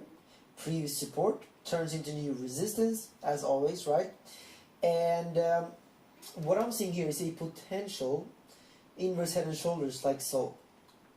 I wouldn't say that it looks beautiful, but no pattern has to look beautiful. They can still make sense. The only thing that really is important is that the head is lower than the shoulder, and this is the case. It is actually technically lower, even though it's very similar price here. But yeah, so shoulder, head, and shoulder potentially then. So this is an if statement. So if Ethereum goes up like this and breaks the neckline, basically breaks the $3,580 level, then this would be a fantastic trade that we can take together. I'm going to show you. We do this. This is how you measure the target in an inverse head and shoulders. You put it up like this at the bottom of the breakout, and this gives us a target of $4,050 approximately. So measuring from the resistance, this could be a trade of 13%. But Well, it already did. It broke it. Target, It broke it today. If you want to have a more simple Look, target, 3,567. Here it is. Which lines up at $3,890 approximately. So this means that if you take this trade on Phoenix or Bybit, this would be an 8% trade approximately. And as always, if you want to trade on Ethereum or trade Ethereum or Bitcoin on Bybit or Phoenix, just scroll down below this video. You can claim up to $6,000 in bonus on Bybit and Phoenix, even on Binance. Look at this. You have so many different links that you can use, and these bonuses will be yours as soon as you register an account and make your deposit. And also, old users. This is not only for new users. Even if you have traded on Bybit and Phoenix for a couple of years with my link, you can still claim these bonuses if you deposit in the next few days here. The deposit requirements are over on the websites. So what we're seeing here is actually something very similar to what we saw back here. Remember, I showed you this inverse head and shoulders on Ethereum, and I told you that when we break the neckline, we can put in a long trade. And look at this. From the point of the breakout, Ethereum went up almost 8%. So quite similar to what we could expect from this trade here, 8.5%. So yeah, very similar actually. Inverse head and shoulders coming up on big resistance. We're seeing the same right now. Inverse head and shoulders coming up on big resistance. This is my next big trade on Ethereum. But like I said, this is an if statement. If we break through, because we could still roll over, right? That's always this is a possibility. But we are getting a bullish divergence, as you can see right here. So we are seeing signs that Ethereum in the immediate short term, the bears are losing steam, and it is possible that the bulls are stepping in here. And I'm starting to lean more and more bullish on Ethereum here, even though obviously we have to remain bearish technically until we break above that very key resistance point. Going over to Bitcoin, we're seeing something quite similar. You could make the case, if you do this, you could kind of make the case that this is also an inverse head and shoulders, but this one, I don't know, looks a little bit too sloppy in my opinion. I don't really love this, but I still think we definitely should pay attention to this resistance right here because of these connecting points, and if we break above this level, then that could lead to a small short-term trick. Don't pay so much attention to this big level because it's just the neckline of the big head and shoulders. We could maybe pay more attention to this level right here, which would be approximately $46,970 because of previous support there, If we break back above that level, then I think we're clearly back into bullish territory. Right now, I would say we're slightly bearish or neutral. We do have this big bullish divergence, however. That's the main reason why I have some kind of bullishness in me still. So this bullish divergence on the 1 hour and on the 4 hour time frame here could still play out, right? It's not guaranteed, and it's not it's not guaranteed yet, but it could play out, and that's why I think we should pay attention to that in this exact moment. But we can see a small little channel potentially forming here, so it looks like we might be forming a let's say a bear flag. Could be a bear flag, right? Or a just a channel, but I would probably say that it looks kind of like a bear flag. So if we break this support here, that could be a time to close longs and potentially open up short positions, in my opinion, for Bitcoin. And going over to the general crypto market, you see that right now Bitcoin is down 25% in the past 7 days, and most of the altcoins are joining this. It's exactly when he made this video. It's the same value it is right now. 42.5. But generally, we're seeing red for the whole crypto space. Clicking at look at this. You can see red. We're seeing red for the whole crypto space. On the biggest losers. We have many altcoins. Not if you watch my channel. Just like Bitcoin. Not if you watch my channel. I would have expected a little bit of a bigger drop off in the altcoins right now, based on Bitcoin falling. So this could be the sign that we haven't seen. Wow, all I see is green. Confirmation of the bearish breakdown just yet. There's a little bit of red. And when we do see Bitcoin, but I see a lot of green. More, like confirm the bearish scenario, then I do 100%. I really believe that altcoins are going to drop much. Sellers at 59%. So the fact that we didn't see this yet tells me that it's at 7 cents. Almost 8 cents. The bull run is probably not over yet. But if we do see a clear breakdown from here with big volume and top we see of the hour, altcoins cheers. sell off, then that could be the time for Bitcoin to maybe correct down to 30,000. I'm not saying it's going to happen. I'm just simply saying that this can happen, and we have to be prepared for this scenario. And if this happens, then I think we should definitely take profits on our altcoins, because altcoins, in my opinion, are going to sell off much more than Bitcoin. Simply my opinion, guys. Do what you want with that information. Like I said before, if you want to trade on Phoenix and get this $2,000 bonus, you only have 7 days left. And if you want to watch the Phoenix tutorial, you have to click it right there, right now, and I'll see you guys over there. Bye. I'll see you guys over there. Bye. You're not going to see us over there. It's you already recorded that. That's creepy as fuck. I'll see you guys over there.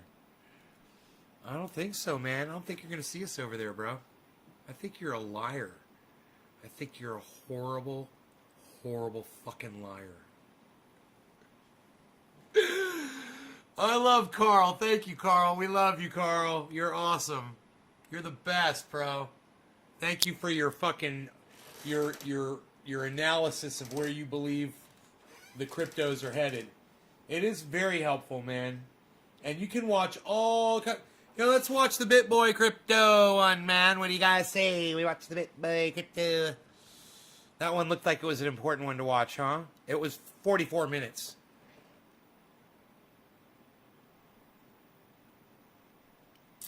It's not recommending it again.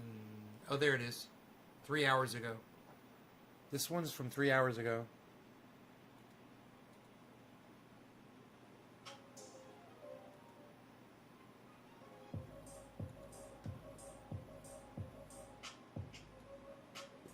I hate his stupid fucking booty drop music, whatever the fuck they think they're doing.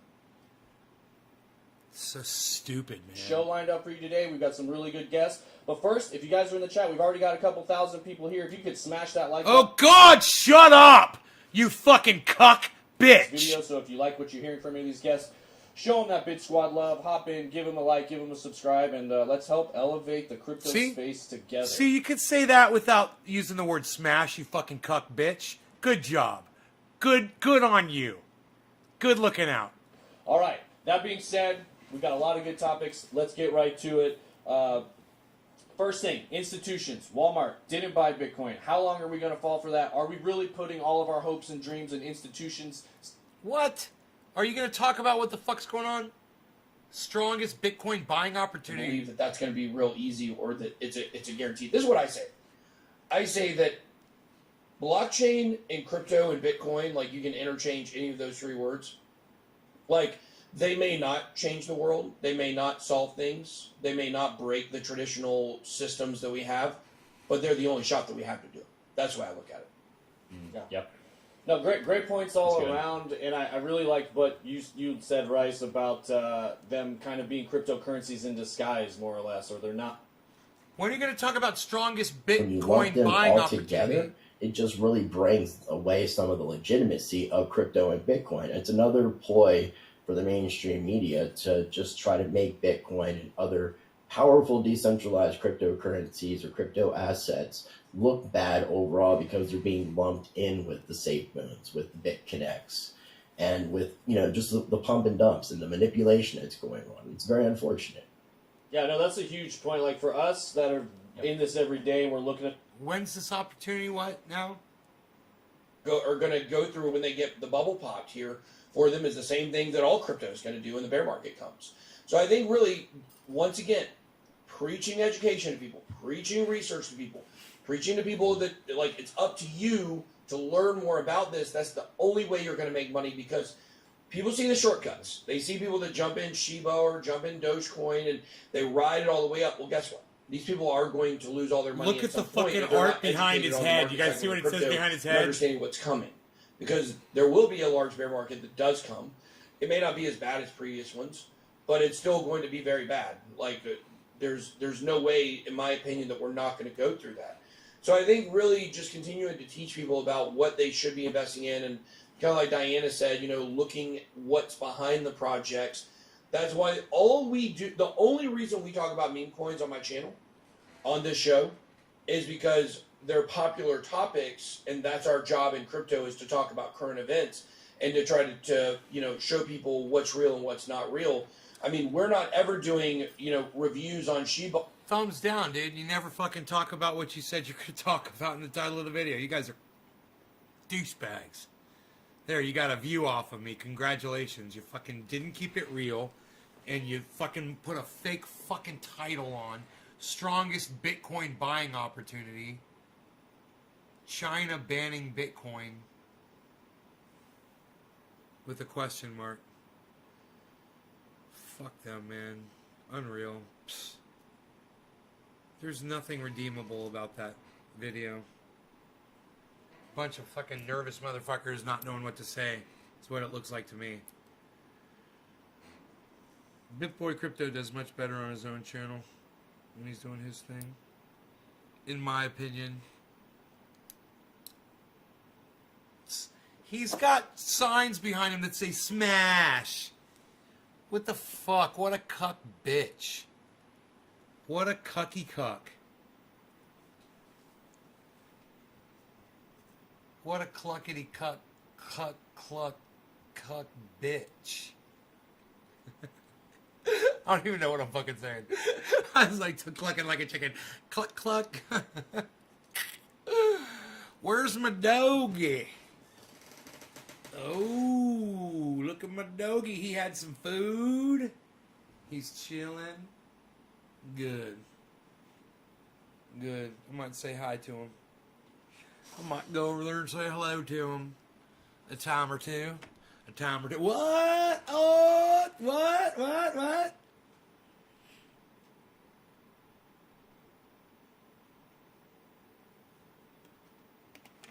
Like I said, after fucking days of 12-hour flight, this is exactly what you need in you right here. It's got the goddamn things and the goddamn stuffs, man. Let's call the boy out. Let's call the boy out here and get to find out what's in here. All right, let's call the boy. Ooh, hello, everybody. Let's see what we've got here.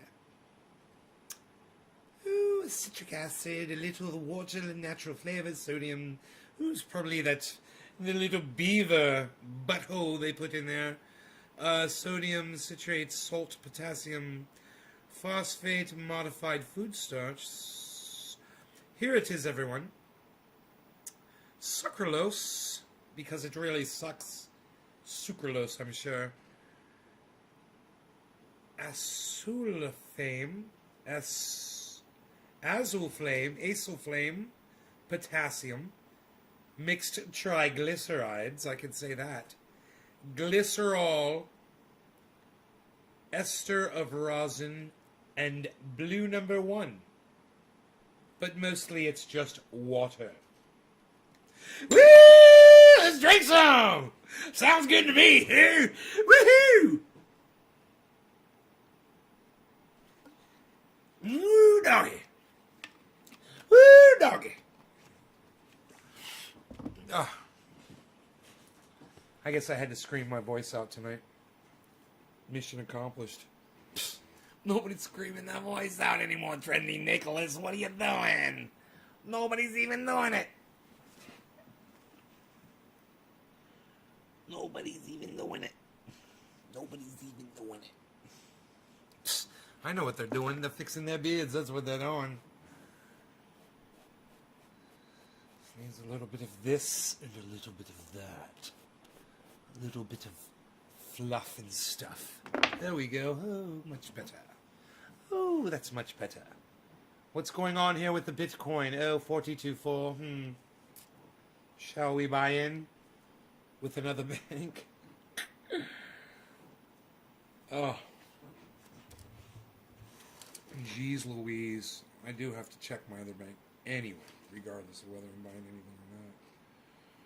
Make sure it's got enough funds in it as we speak.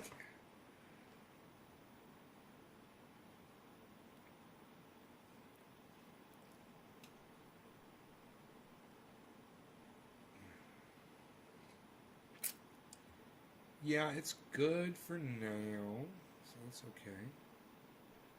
That's not so bad. Okay.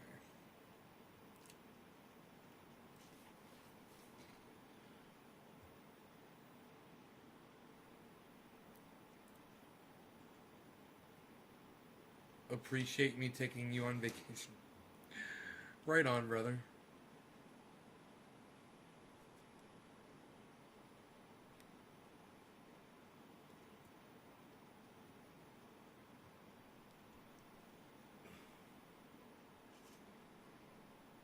Yeah, whatever, but whatever. I ain't buying it, but whatever.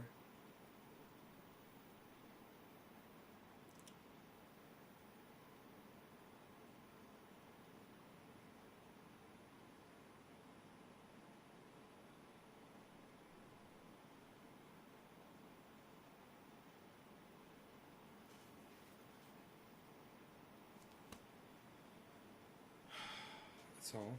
Done. Done. It's done. It's done. Done. It's fucking done. There you go. Done deal. So, it's done. Donalini. Man, I'm sorry I didn't have my light on for the whole first 2 hours of this video. My front light. Out of practice, guys. I started the video and I think I had that feeling. I was like, am I forgetting something? I had to process, man. I had a story to tell.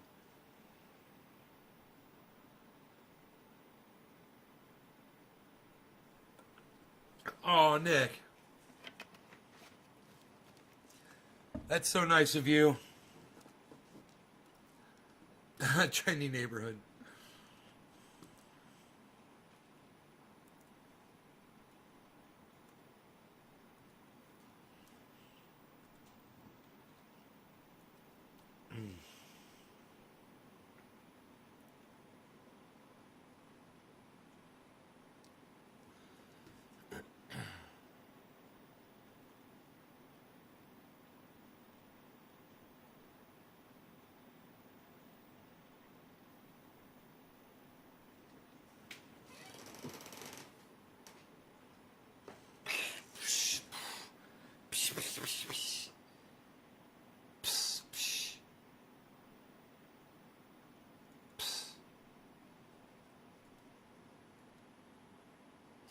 At the hungries for your love, and I'm waiting in your welfare line.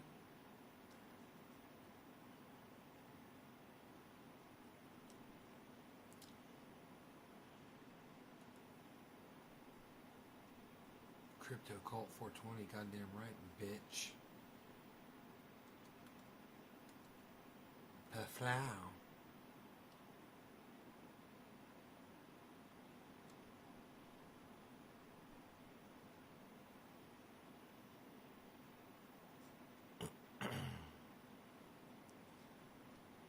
Seller. CELR.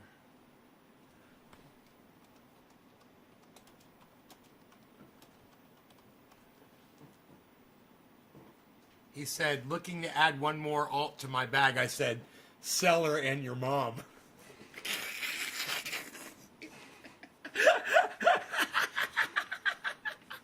Where's Robert Mulligan? He'd appreciate that mom joke. God, I'm good. I'm so good. The Seller and your mom.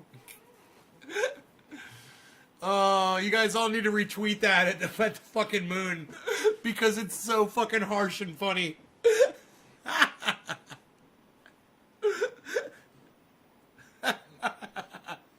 Is anybody gonna see that and laugh at it and give it lots of love? Seller and your mom.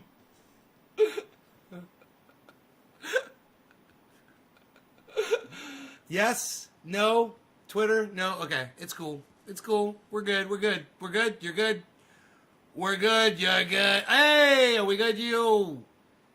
It's tweets and replies, everyone. It's under tweets and replies. Not under tweets, guys. It's tweets and replies.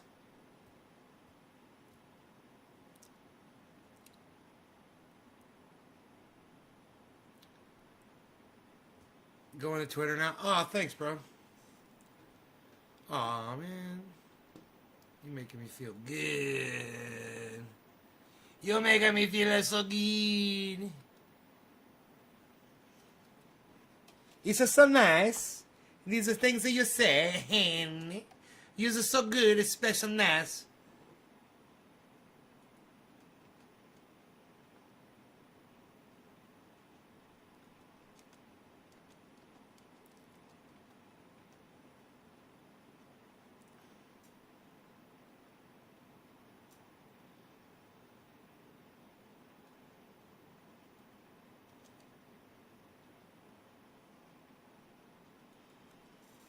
Yes, it's so special. It's so nice.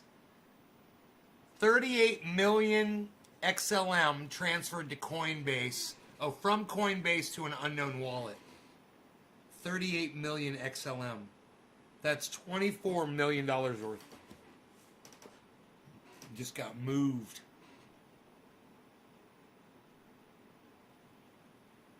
You guys gotta find the tweet to Carl the Moon Carl. It says Seller and your mom. It's such a great tweet, man. You guys need to retweet that shit at him. It's got no I don't think it's got any retweets.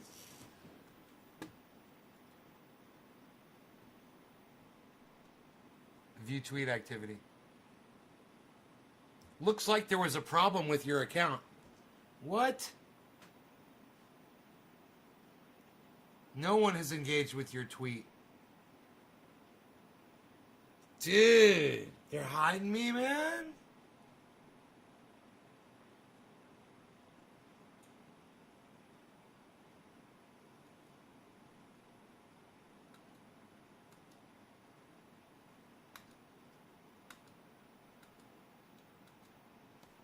Psh, whatever, pal. Nobody's even...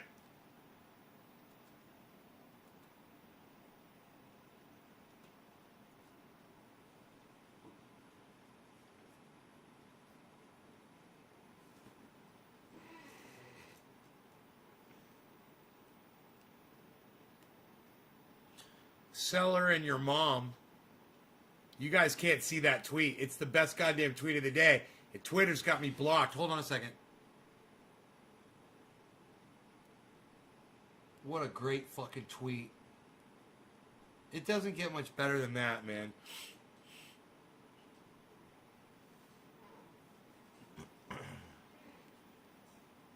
We're sorry, but there was an issue setting up your account. God, you suck.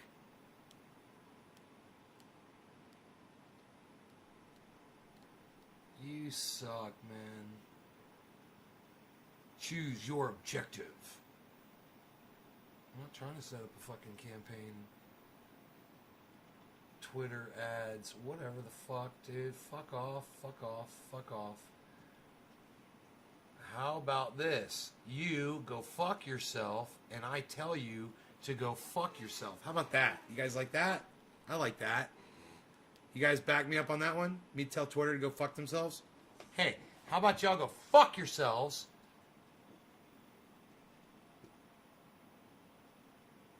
Profile. Tweets and replies. Looking to add. Seller and your mom. I'm going to pin it. I'm going to pin it to my profile. View tweet activity. Looks like there was a problem with your account. Times people saw this tweet on Twitter. 1. Okay, it's got one view. It's got one view. Can I get another one? From Crypto Cult 420 under tweets and replies guy? No? It's cool. Maybe it was my view on it, and nobody else can see it. I'm assuming you guys can't. Can any of you guys go to Twitter and tell me if you can find the tweet I'd made and tweets and replies to Carl? It says seller and your mom. Hey, there we go. Hey, somebody interacted with it. Somebody can fucking see it. There, now we're talking. Do more. Now fucking retweet that shit at Carl. And fucking talk on there and do shit. Do stuff. Come on, everybody. There we go. Somebody else engaged with it. Come on, people. You can do this. Retweet. Yes. Likes. Yes. Do it. Yes. If you guys know that is a fucking hilarious tweet. The guy that we just watched on this show. The Moon Carl, right? We watched this whole video, and at the end of the video, I go, we love you, Carl. It's fucking great. You do great technical analysis, and we do appreciate it. You guys remember that? So then I got on Twitter, and it said a tweet from him. And he said, looking to add one more alt to my bag. Suggestions? And I said, seller and your mom.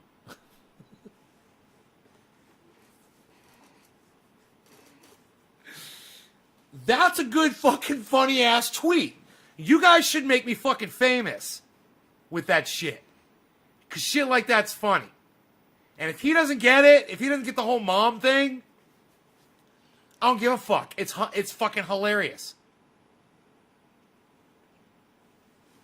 So, whoever doesn't share that, hey man, I shared your mom last night. Fuck you! That was a good one. Goddamn right. That was a goddamn good one. You guys know you're laughing your asses off now. What? What? What? Oh. Oh. 2 retweets and 2 likes. How dare you? 2 retweets and 2 likes. How dare you? Okay, it says 2 retweets and 2 likes. How dare you? Okay, I'm going just because of that. Hey, Adam. Yeah. Hey, too bad more of you don't go. Too bad more of you don't go to Twitter and retweet me. What's up, Adam? All right, you guys should do it. I'm going to Twitter right now. It's only funny when it's not your mom. No, it's funny. It's never your mom. It's your mom joke. You never take your mom joke personally. You're not really talking about somebody's mother. Dude, I did your mom jokes right in front of fucking Billy. In front of Billy's mom. I was like, he's like, that was a great night. I was like, yeah, your mom had a great night. You know, we do that shit all fucking day. And we did it in front of my mom. It's fucking great. It's hilarious. It's got nothing to do with our mothers. You know, it's always funny, Tula. It doesn't matter who's getting it told to. It's you're not supposed to dwell on who's being told it. You're supposed to just see how funny and silly it is. It's funny. You're just supposed to laugh in delight because it's so funny. That's all it is. It's fucking fun. It's hilarious. Some people can't have humor. Well, I'll tell you what's not funny right now. Doge is at 45. Psst. I'm not laughing about that. What's going on there, Doge? 46. There you go. That's better. And look at Bitcoin at 41.7.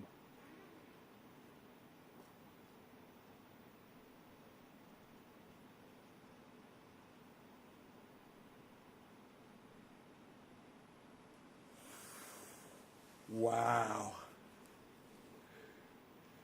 41.7. How low did it go, man? Oh my goodness gracious. Some people can't have humor. Oh no, I can have humor. You guys have a great night. Thank you. I hope you had a great time. 14 is my cutoff. I love y'all. I'd stay and do 710 with you guys if there was like 45 people here. I would. But I'm gonna go live my life. I'm gonna eat some dinner and watch something. You guys take care. And I will see you another time on here, on this show, space, or whatever you call it. I will see you guys then.